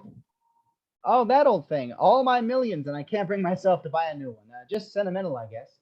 You girls were so nice to bring me to the hospital. I don't even know your names. The girls giggle. I am Hildy, and this is my sister Ingrid. We are both from Belgium. Belgium? How exotic. So what brings you to Boston?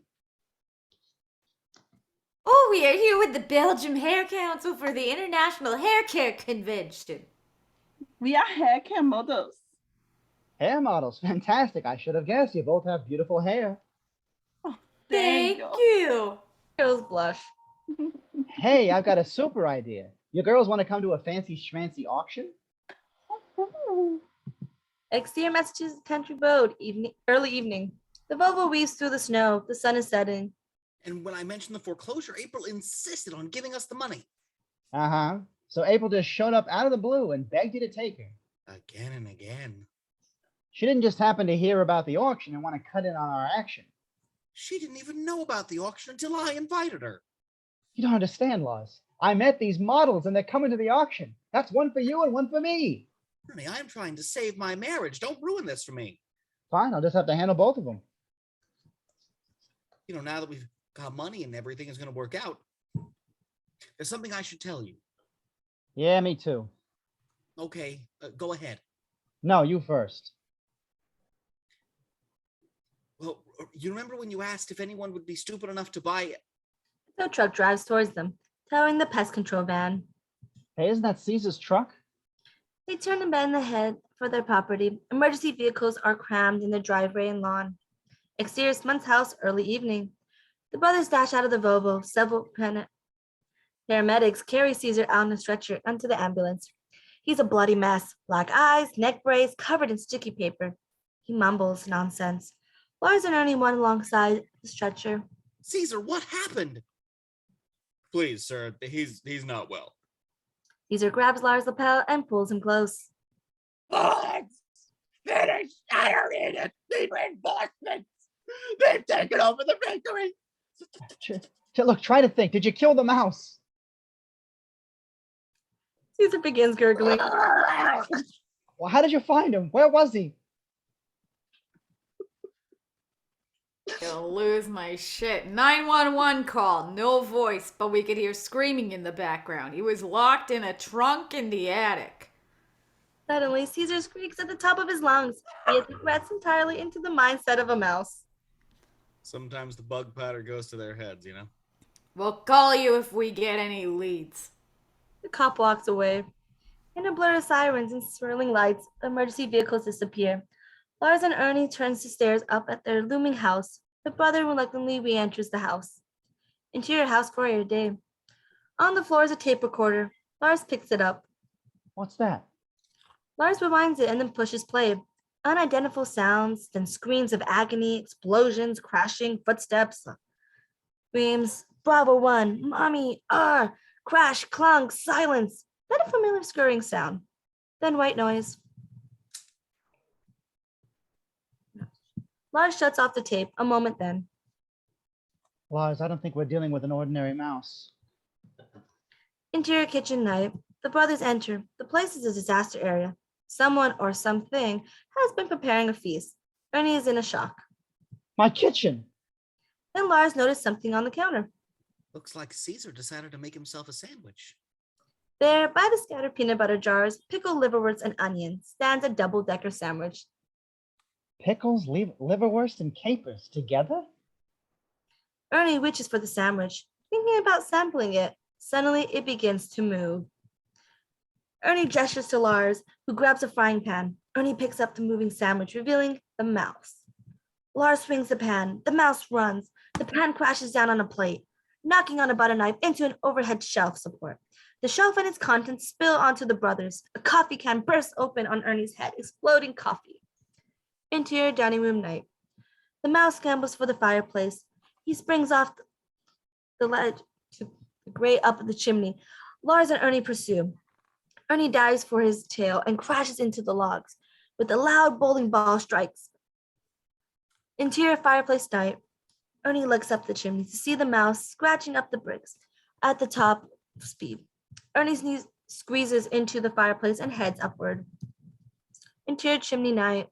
Ernie hoists his way up the narrow smokestack in rage. He's gaining on the little bastard. The tunnel grows nearer. You see him?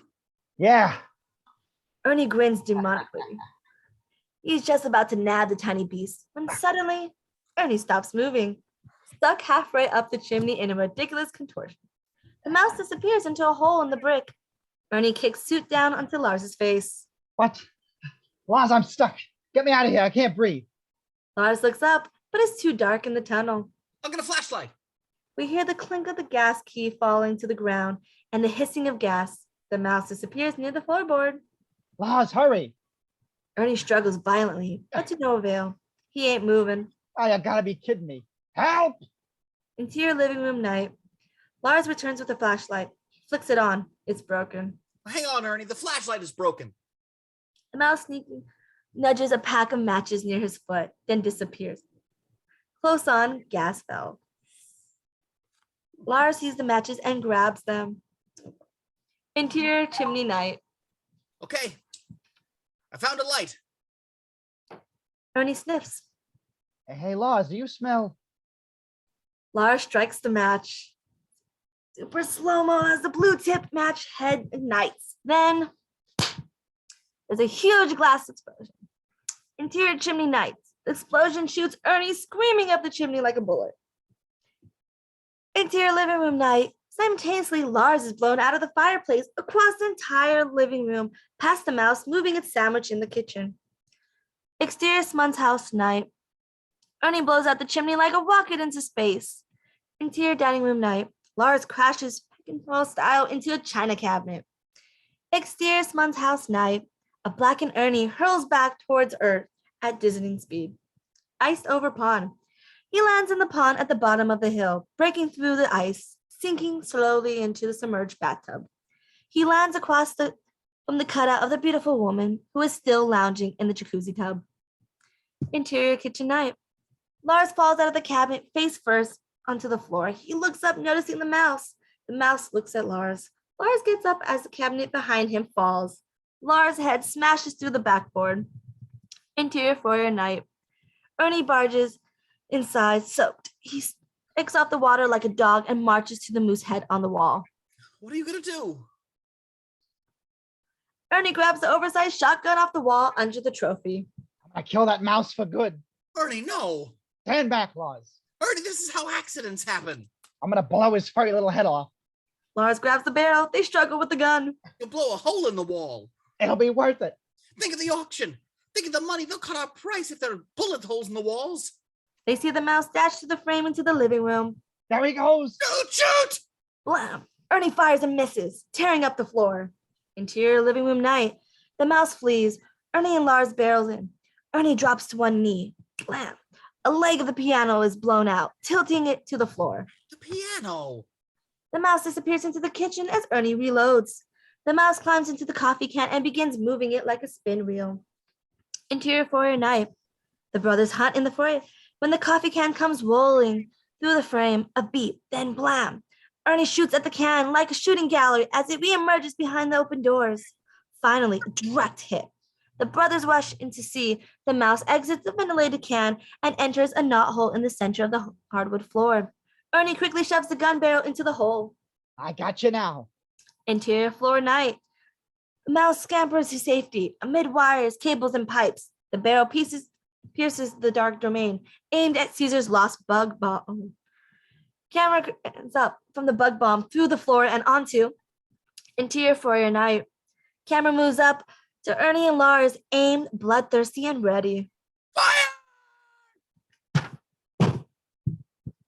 Blam! Kaboom! An eruption of fire blown through the floor, engulfing them like an underground atomic bomb. The floor is vaporized, leaving a gigantic hole. Lars and Ernie fall through the hole into the floor into a shower of splinters and dust. Interior basement night.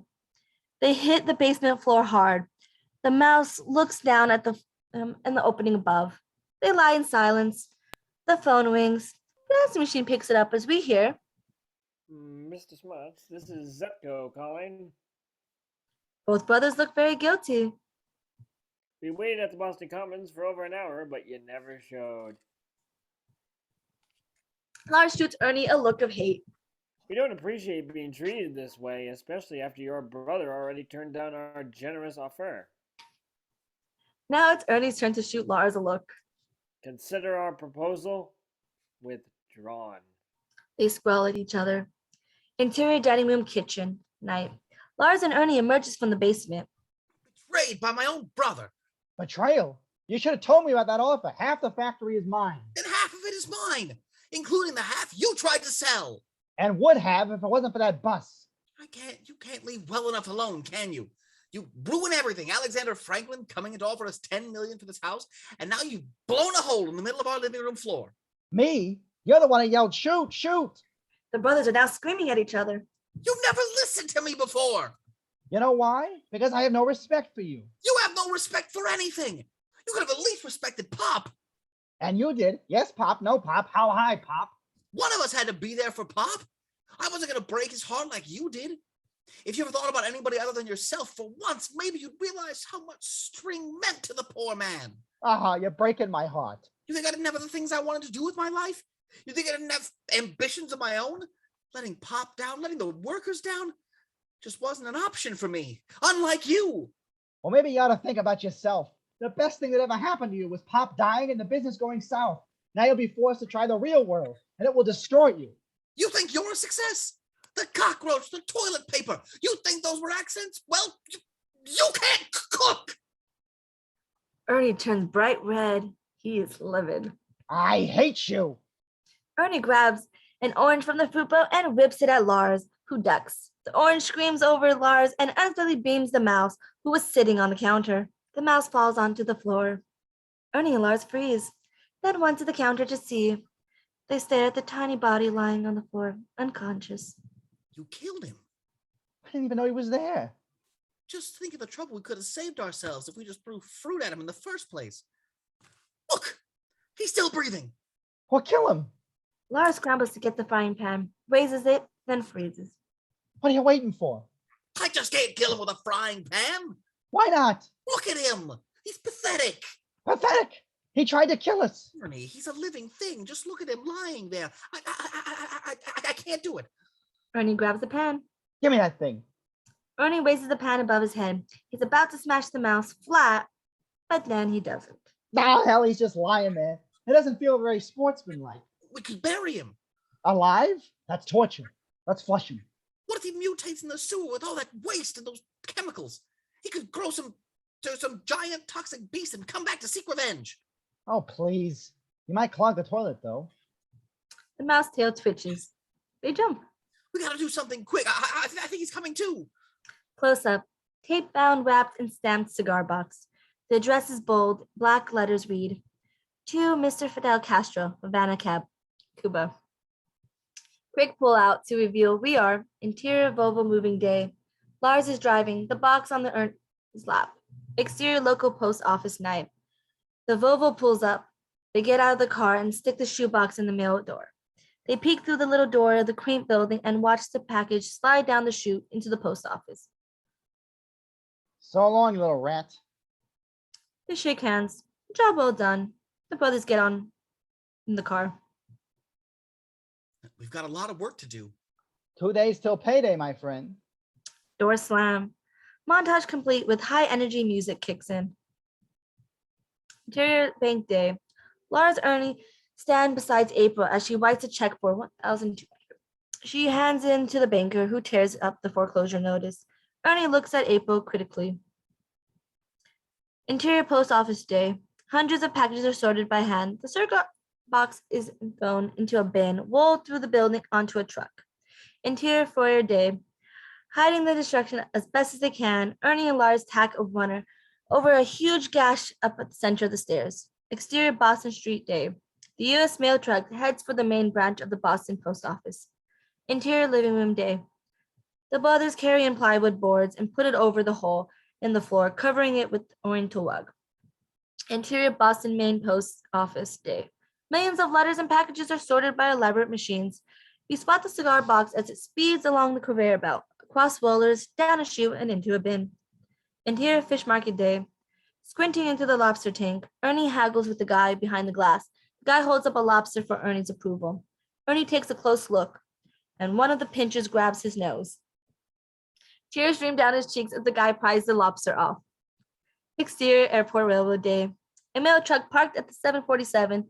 The bins of the mail travel up a conveyor belt into the cargo hold. We spy the cigar box. Interior dining room day. Lars hanging a painting over a huge hole in the wall. Perfect. He then tumbles off the ladder. Exterior Havana Airport one-way day. Palm trees, Castro billboards, and cigar advertisements decorate the airfield. The 747 touches down.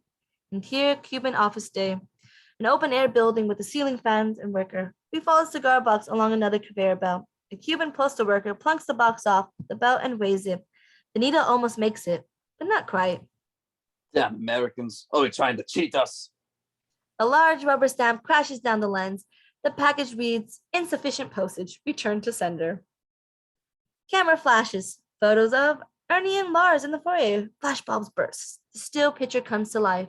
We are Interior's month's living room night. A party's in full swing. Of musicians play in the corner. Quentin Thorpe and the Historical Society staff and members of the media are present. Guests are arriving. The Architectural Digest. Photographer has just taken the photo. Oh, oh, perfect. Let's get some shots upstairs. Then we'll finally be done. Lars takes a moment with his brother. Their success is complete. Ernie, I want you to have this. Lars hands Ernie the piece of string. Pop's lucky string. You kept it? He wanted us to share it. I'm not sure why, but if Pops were here right now, I think he'd be proud. Ernie takes the string and looks across the interior, savoring the moment. Thanks, little brother. The doorbell rings. Ernie and Lars go to answer it. Interior foyer night. Lars opened the front door to reveal Hilda and Ingrid. Wow. Ingrid's giant mane resembles the foliage of a gigantic fruit tree. Miniature apple blossoms all around her head, with one hanging seductively in front of her face. Hilda's hair is wrapped around a giant spool, like thread. Lars is entrapped by Hilda. Hello, ladies. How magnificent. I want to meet my brother Laws. Laws, this is Ingrid, and this is Hilda. Hello. Lars can't seem to speak. He just stares at Hilda's spool, completely awestruck. Your hair looks positively biblical. If you'll excuse me, I must check on my crepes. Ernie begins to walk into the kitchen, passing the man from Japan, who bows politely. Konnichiwa. Interior kitchen night. Ernie enters the kitchen through sliding doors, followed immediately by Alexander Franklin.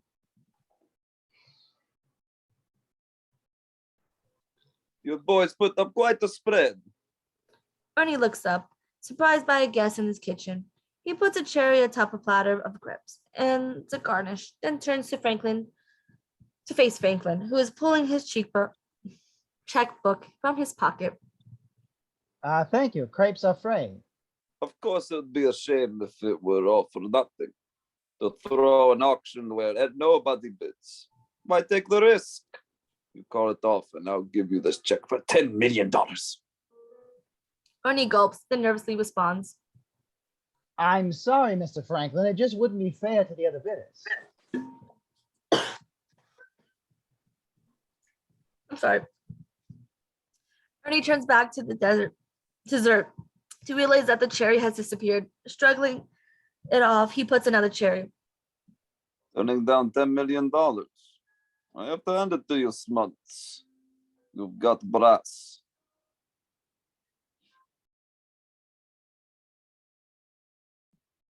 Ernie lifts the pot and exits the kitchen into the dining room. Franklin follows him. Interior dining room night. Ernie emerges with his platter, and Franklin follows until he sees Lars standing in the foyer. He retargets. Interior foyer night. We see Hilda, as Lars does, standing in front of the light. Her backlit spools makes her look more than a little angelic. Lars is clearly smitten. That's a beautiful spool. Thank you. It was my mother's. Your mother worked with string. Yes, my mother worked in textiles where she met my father, who invented the pleat. Really? I'm amazed at the quality of your wine. Oh, do you know about spooling? Yes, my father owned, my brother and I own a string factory. Lars and Hilda can't stop staring at each other.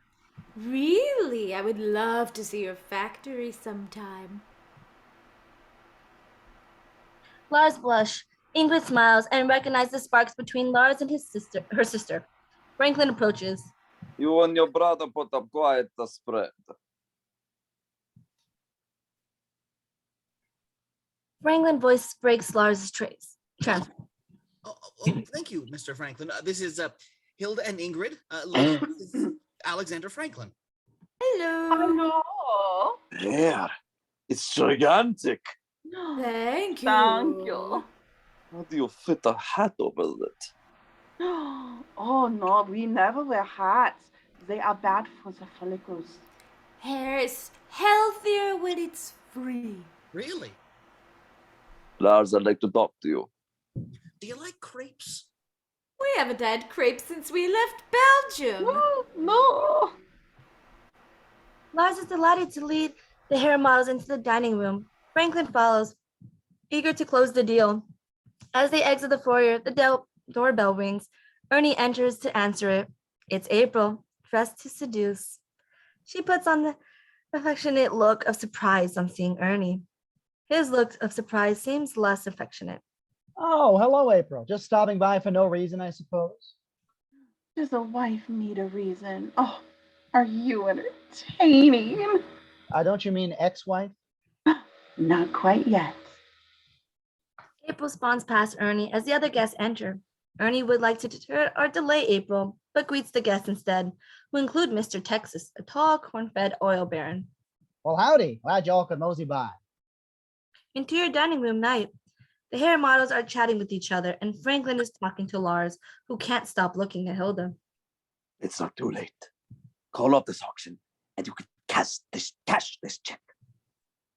Franklin folds the check. Lars is still distracted by the spool atop of Hilda's hair and doesn't think to read the check. Ernie enters the dining room, ushering in some new arrival.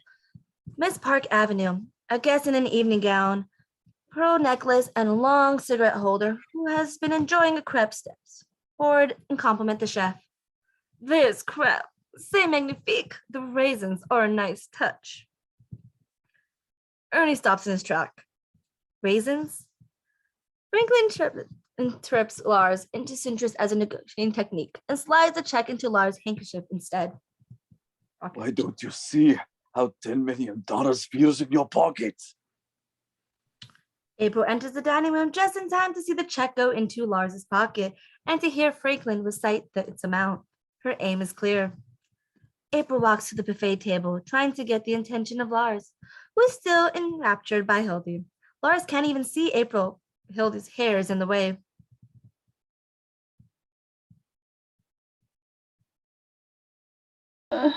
Hello, Lars.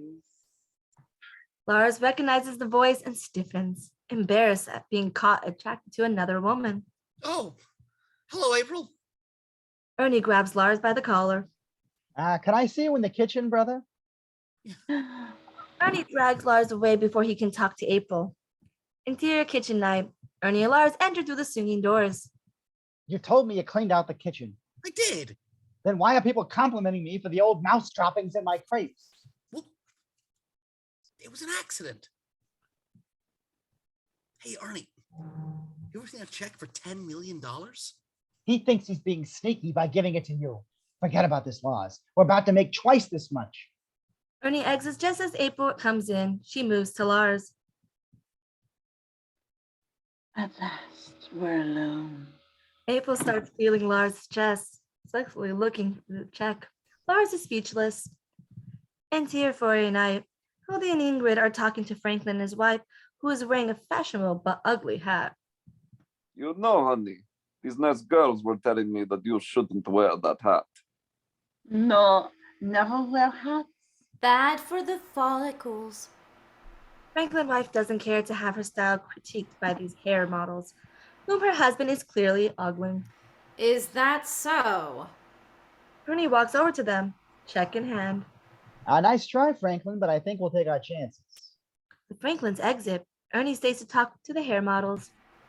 Interior kitchen night. April is rubbing Lars and massaging his handkerchief pocket. Oh, what's in here, Lars? Nothing. Really? It feels like there's a piece of paper in here, like a ow! Oh, fuck! Check. God damn it! I gave that to Ernie. Is Catzilla hurting you? Yeah, got stabbed. I see. April immediately leaves the kitchen. Lars doesn't know what just happened. He shrugs, picks up the bag of garbage, and exits the back door. Night. Lars is carrying his bag to the pile of garbage that arose during the recent renovation. As he drops his bag, something in his pile catches his eye. Really catches his eye. Interior living room night. Lars enters the room with an extremely tense look in his eye. He holds something under his jacket. Ernie is speaking deftly with the sheik. Potential bidder. I would expect that would be expensive, but hey, what's expensive to a man of your means, right? Ernie, I have to talk to you. And not now, Laws. The Sheik was just telling me he plans to move Al Larue to Yemen. The sheik excuses himself with an Arabic gesture, touching his forehead, lips, and heart. Ernie responds identically. Get a good seat. I have something to show you. Can it wait? I have to. April enters, grabbing Ernie. The video. Give me that check. My dear, your avarice is transparent, as usual. He points to Franklin, now seated for the auction, who has just put the check in his pocket. The deal's off. Lars doesn't know how to tell Ernie his news with April around and swelters. A gravel sound. The auctioneer is calling the room to order. Laws, we'll talk later, if you'll excuse me. Ernie walks to the back of the room. April wants to follow him, but the lawyers approach. Lars, I don't know whether I should congratulate you or wish you luck. Just luck. Hello, April. It's nice to see you again. He gives April an ambiguous nod and walks on. Do you know our lawyer? Just an expression. She hurries to her seat next to the lawyer. Lars finds a seat in full view of the podium. The auctioneer bangs the gavel and begins his speech. All right, ladies and gentlemen, thank you for joining us for this momentous occasion, the auction of our one item up for bid, the missing LaRue. Before we start, I would like to introduce you to the very fortunate owner of this architectural wonder, Mr. Ernest Muntz. More applause. Ernie walks up to the podium. Lars begins attempting to catch his brother's eye with some wild hand gestures. Ernie stands behind the podium. He pulls out his cards and with them pops Lucky String. Ernie pauses for a beat, perhaps thinking of his father and his brother. He paces the string on the podium next to his notes and faces the crowd of millionaires. He has made it. He has it made. If only Lars would stop waving his arms. What is he trying to say? Ernie looks down at his notes, beginning to speak. When my father left this house to my brother Lars and me, we had no idea what was going to happen next. Ernie looks back out to the sea of faces and distracted again by Lars' speculation. What is Lars trading? A square, whiskers, beady eyes? In dead silence created by his pause, Ernie almost hears a familiar scurry. He shakes his head and looks down at the podium again. Suddenly, out of the hole where the microphone protrudes from the podium, inches from his face, the mouse emerges. Ernie sees it wink, almost. Ernie is boggled. The crowd murmurs at the awkwardness of Ernie's pause. Unseen by the audience, the mouse climbs out of the hole, grabs Rudolph's string, Lucky String, and right there in the front of a trembling Ernie, eats the string like a piece of spaghetti. Now we see Ernie from the audience point of view, trying to continue his speech. Lifting the gavel, Lars recognizes the look on Ernie's face, then looks at the lap on which the cigar box they mailed to Cuba returned to sender. We had no idea that our little cottage was actually the missing link of modern architecture. When Quincy Thorpe of the Boston Historical Society told us of its value, you could have knocked. On the word knocked, Ernie slams the gavel into the podium, attempting to tenderize the unseen mouse. Me over with a feather. We didn't know what hit us. The renovation was exhausting, but ultimately rewarding. The house was once in some disrepair, but nothing that a few nails. Ernie's emphasizing his point to the better antagonizing the mouse on the podium. And some elbow grease couldn't fix. The auctioneer regains his podium, bustling his gavel back from Ernie, who is clearly doesn't want to leave. I'm sure everyone is eager to get this bidding. Thank you, Mr. Smuntz. The auctioneer initiates some polite applause. Ernie looks down at the podium. The mouse is gone. He steps down. Lars stands and joins Ernie at the side of the stage, obviously facing the audience. Did you see him? He ate the string. What? The string. Pop's lucky string, that son of a... Why didn't you tell me you saw him? I didn't, but I found this. Lars hands Ernie the cigar box. I told you you should have waited. Did you see where it went? No, but it can't have gone far. The brothers scan the crowd as the auction begins. All right, shall we start the bidding at $1 million? $1 million. No one bids. The auctioneer looks out hopefully. All right, now we are here to bid on a missing LaRue. Shall we start at $500,000? $500,000. The man from Japan nods his head deliberately. Very good. We have $500,000 from the gentleman from Japan. Now, can I have $1 million? Can I hear $1 million? Lars and Ernie are strolling around the room looking for the mouse. The sheik rubs his chin. All right, the sheik bids $750,000. $1 million. Franklin looks happy. He's about to save a lot of money. I'll give you 1.5. Ernie freezes. There he is. Ernie points to Ingrid. The mouse is sitting in the branches of her hair tree, nibbling on one of the apples. All right, we have $1.5 million. Will someone say 2 million? Do I have 2 million in the house? Ernie and Lars move to their seats, sitting on either side of Ingrid and Hild. Ernie attempts to pick the mouse from Ingrid's tree surreptitiously. 2 million. They watch the mouse jump from Ingrid's tree to Hildy's spool. Lars tries to subtly pluck the mouse from the hair. Miss Park Avenue lifts her gloved hand. I hear 2. I see 3 million from the lady from New York City. Lars now has his arm around Hildy's shoulder for ease of manipulation. Hildy snuggles closer to him. Flattered by the tension, the mouse dives off the spool, disappearing into Hildy's cleavage. Lars enthusiastically follows Hildy, isn't quite sure what to make of Lars' advance. Ingrid claps. April, sitting in front of them, turns around to see what the commotion is. What are you doing? Lars has his hand deep down into Hildy's cleavage. Oh, nothing. Take your hand out of there. You're still my husband. Just a minute. Lars now stands, reaching absurdly deep into Hildy's dress. All right, 4 million from the man from Japan. Do I have 4.5? Lars now standing his shoulder deep into Hildy's dress. Lars gets a big smile and quickly tracks his hand, lifting his fist with a tiny mouse in it. Over his head, he announces triumphantly, I've got it! The auctioneer looks at Ernie. What is going on here? Ernie waves him off. Never mind. When Ernie looks back at Lars' fist, the mouse is gone. Drop down Lars' sleeve. Lars wiggles spontaneously to the aisle. The sheik bids $5 million. His movement portrays the mouse journey down from Lars' arm, torso, and groin.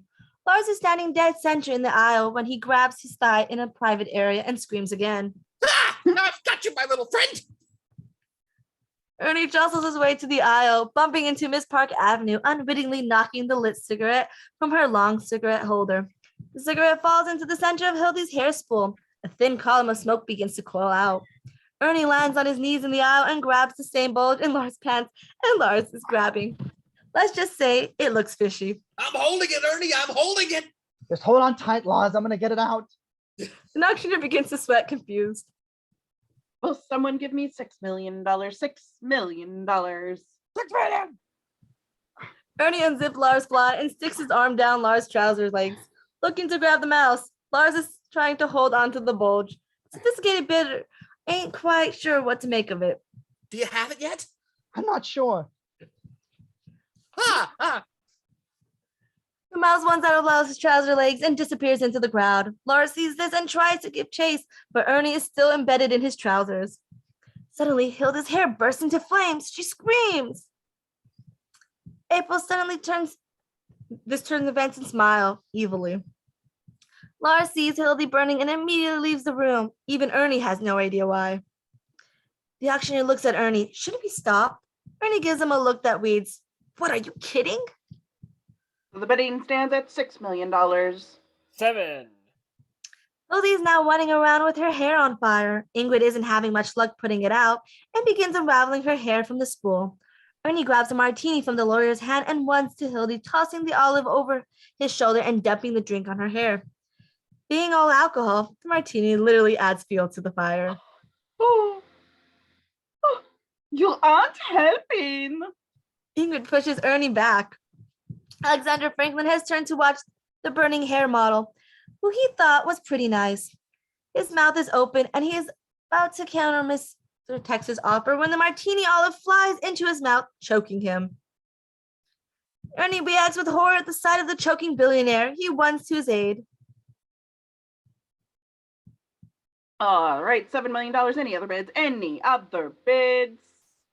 The auctioneer is nervously looking for Ernie, who is distracted just now. This is a smaller price than expected. April walks over to Ernie, who is trying to help Franklin. 7 million. Going once. Franklin really wants to bid, but he's too busy choking. I told you to take the check, but you didn't listen. You could have had 10. Going twice. Ernie Heimlich's Franklin. The olive flies out of his mouth and into the gaping mouth of April, who begins choking herself. $10 million. The auctioneer smiles, Now we're back in business. Well, $10 million. Do I hear 11? $11 million. 11. $11 million from the man from Japan. Hildy, still aflame, runs into the foyer and Ingrid follows her, trying to put her out. Where did Lars go? April is choking, but nobody wants to stand and Heimlich her, least of all Ernie. April looks around in disbelief, dying. The photographer moves closer to capture this moment on film, and April is still aghast. Finally, Mr. Texas, and gently, chivalrously, rolls his eyes and stands to Heimlich her. He squeezes her, and the olive pops into the photographer's eye. My eye. He drops his camera, which smashes open, exposing his film. Oh, nice. Now we have to shoot the whole house again. Mr. Texas quickly turns to sit again. 12 million. Interior foyer night. Hildy and Ingrid are standing in the foyer where Lars runs in, carrying a long, dripping hose, with which he intends to douse Hildy. Unfortunately, Ingrid is just emptying a vase over Hildy's head, putting her out. She doesn't seem to have any hair left. Lars is both sad and furious. Interior living room night. The mouse scurries across the aisle, drawing the attention of the entire row of potential bidders, who weave and stand on their chairs. The auctioneer recognizes them. All right, we have 13, 14 and a half. Ernie thinks he sees the mouse run to the wall. Aha. 15 million from Ernie Smuntz. Ernie runs to the foyer. Interior foyer night. Ernie sees Lars with the hose. Great idea. Ernie takes the hose and runs to the kitchen. Interior kitchen night. When I tell you to, turn it on full blast. We'll flush them out. Lars turns to one out back. Interior kitchen night. Ernie jams the hose nozzle into the mouse hole. Now. Exterior backyard night. Lars turns the valve full throttle, then rushes back into the house. Interior living room night. Lars and Ernie would join the auctioneer as the house quietly pumps into the house full of water. Interior wall night. A large chamber of water fills quickly, like a levee at the far end of the 2x4 is held by one nail. The mouse, making his way through the maze of the wall, stops suddenly, sensing something strange. The nail gives way under the pressure, releasing a tidal wave of water. A mumbling sound grows. Realization hits the mouse. At that moment, a tidal wave of water explodes around the corner. The mouse runs, chased by a wall of water. Interior living room night. 16 million. 17. Lars and Ernie smile. Everything is turning out just fine. 18 million. Interior wall night. The mouse races for his life. He takes a left, runs through another wall. The wave follows right, through another wall. The wave follows, chasing him through the labyrinth. The mouse leaps across the chasm as the wave crashes down into the gorge below. Interior living room night. The auctioneer is sweating profusely. 19 million from the man from Japan. 20 million, and that's my last offer. We have 20 million. Does anybody want to $25 million. Silence. The auctioneer can't believe it himself. $25 million. Going once, or going twice. And Lars and Ernie look like they're about to hug. The auctioneer's about to slam his gavel down. Interior walls night. The mouse floats on a nibbled away styrofoam cup and scurries to a safe pipe above the rising water line. The cavity is almost full of water, and it looks like curtains for the mouse. Camera tracks the walls to reveal the auctioneer standing in front of a dripping surface. Interior auction night. Pictures of the wall begin to dribble with running water. The walls itself begin to buckle and crack. People in the auction begin to stand and take notice. The auctioneer forms the S in the word soul and brings down the gavel. Suddenly, on the moment of the gavel impact, the wall behind him explodes and a massive tidal wave fills the room in matters of seconds. Chaos ensues. Underwater, the guests struggle to free themselves from the turning aquatic ballet of chairs and tuxedos. The check floats from Franklin's pocket. Lars opened the peephole of the front door, and his face is sucked into the wrought iron opening. Exterior house night. Close up on Lars' screaming face. Streams of water squirting from the sides. Suddenly, the front door is blown off its hinges. All the guests are washed outside the house through the front door. Franklin, lying on the lawn, completely drenched, begins searching fiercely. The check. What? I got to find the check. April goes running from the house, back into the house. Interior Friday night. April rummages about for the check. Suddenly, she spots it on the floor. She reaches for it, but it's blown outside. April turns for the door, and we hear a loud creaking sound from the floorboards. She is standing on the now weakened plywood area, directly over the hole of the floor when crash. Exterior house night. Hearing the crash and an unearthly scream from April, a few people go running back into the house to help. Exterior house night. The check comes floating down to the brothers, who are still lying on their backs. Point of view, for a real moment, the turning check turns into a slice of Swiss cheese. The brothers both smile at the cheese. A hand reaches into the frame and grabs the check, shattering the illusion. Exterior house night. Gentlemen, the deal's off. He tears the check into tiny little pieces and limps off. The crowd exits, and Ernie tries to convince them to stay. Don't go. The water was a demonstration of how durable a LaRue really is. Now you know this house will last forever. At that moment, April storms out of the foyer, covered in coal dust. That's my check. If anybody sees it, it's mine. Do you hear me? Mine! Mine! Everyone turns to see April standing on the porch. There's a horrific sound, like a boat crushing under pressure. The entire house collapses in on itself, one wall at a time. Without fanfare, the missing LaRue begins a pile of rubble. April walks up to Lars, who is still lying on his back. She glares down at him, surrounded by tiny little pieces of the check. I will see you in divorce court. The crowd disperses as Ernie and Lars dejectedly look at what is left of their house. Exterior vacant lot where Smut's house once stood. Moments later, Lars and Ernie move amid the rubble, shivering, the dust and debris still settling. Just then, Lars and Ernie watch Pop's little piece of filthy string as it magically flutters out of the sky, falling at their feet. Lars picks it up. They both stare at it like it's a priceless relic. Pop's lucky string. It's a miracle. I guess we got him. Yeah. I guess so. Lars tries to hand the string to Ernie, but the moment Ernie touches it, the string unravels and each brother is left holding a strand. Their eyes meet in mutual understanding. The door to the green Volvo is full closed. Interior green Volvo night. Lars starts the car. Both brothers are in shock. The mouse is dead. Shouldn't they feel good? Exterior green Volvo night. As the Volvo speeds down the road, the brothers stare ahead stoically. The only sound in the car is the Leon Redbone's Blue Christmas on the radio. The camera moves down the side of the car. We see the mouse clutching the undercarriage of the vehicle. He looks directly into the camera. The Volvo accelerates and disappears around the bend towards Boston. Exterior month string night. Dark clouds loom over the abandoned building. The Volvo pulls up. Interior Lars' office / month spring night. Close on the portrait of Rudolph Smuts, the expression of that utter disappointment. Lars and Ernie drink liberally from a large bottle of wine.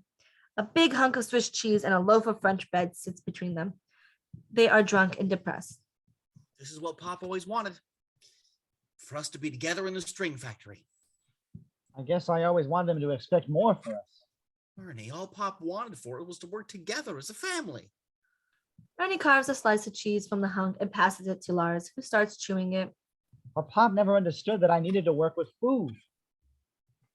As Lars chews, the taste of it mouse makes his look grow winsome. Ernie looks down at the cheese he's slicing for himself and gets the same feeling. That mouse sure did like cheese, didn't he? You sure did, brother. You didn't eat much either. We had enough to share. That mouse brought us together, Ernie. You sure did. And we can't even thank him. Ernie sticks his knife to the wheel of cheese. They hug each other and cry. Camera pans past them, up to the top of Pop's portrait. There, perched on the frame atop Rudolph Smut's stern visage, sits the mouse. He watches the brothers sob below, hearing every word of their apology. Interior Law's office later that night. Camera pans across Ernie sleeping on the worn couch. Lars sleeping on the cluttered desk. It comes to rest on the small table. We see the empty bottle of wine, the half-eaten loaf of bread, the knife, but the cheese is gone. We sense an impending danger. Interior factory floor at night. Suddenly, a lever is thrown somewhere in the factory. Gears slowly crank to life.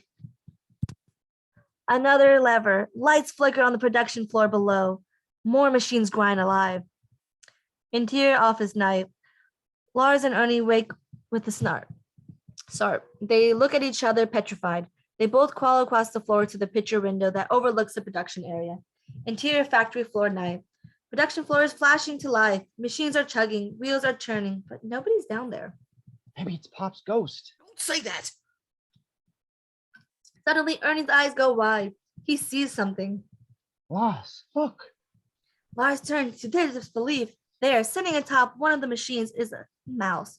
He struggles to push the big hunk of Swiss into the open chute that leads to a big vat. Interior production floor night. Lars and Ernie rush into the noisy production area. They screech to a halt and face the mouse. They stare at each other, the machine chug. Tense, no one breaks eye contact. A bell rings on one of the machines, breaking the moment. The brothers turn to see a ball of twin yellow string tumble into the conveyor. What's that? They rush to it. It's string. Ernie picks up an end and sniffs it. It's cheese. Lars takes it and holds it up to the light. It's string. Ernie grabs some and takes a bite. It's cheese. Lars and Ernie look at each other, then to the mouse. The mouse looks back knowingly. A revelation. Interior Smuts production floor day. Some time has passed. The factory is modernized and clean, buzzing of maximum productivity. All of the old workers are back in the brand new lab coats and hairnets. It is now a bustling factory. New product development area. Ernie, happier than he's ever been, is dressed to full chef regalia with chef hat. He seasons stirs many vats at once. The mouse sits on his shoulder. Ernie tastes a strand of string cheese, then feeds a little to the mouse. The mouse spits it out. Oh, no good, huh? Otis, more curry over here. Ernie gives the mouse a taste of another strand. Try this one. It's mozzarella and The mouse devours it. herring. You can taste the herring, right? I got a great idea for a caviar brie swirl and a peanut and butter jelly provolone for the kids.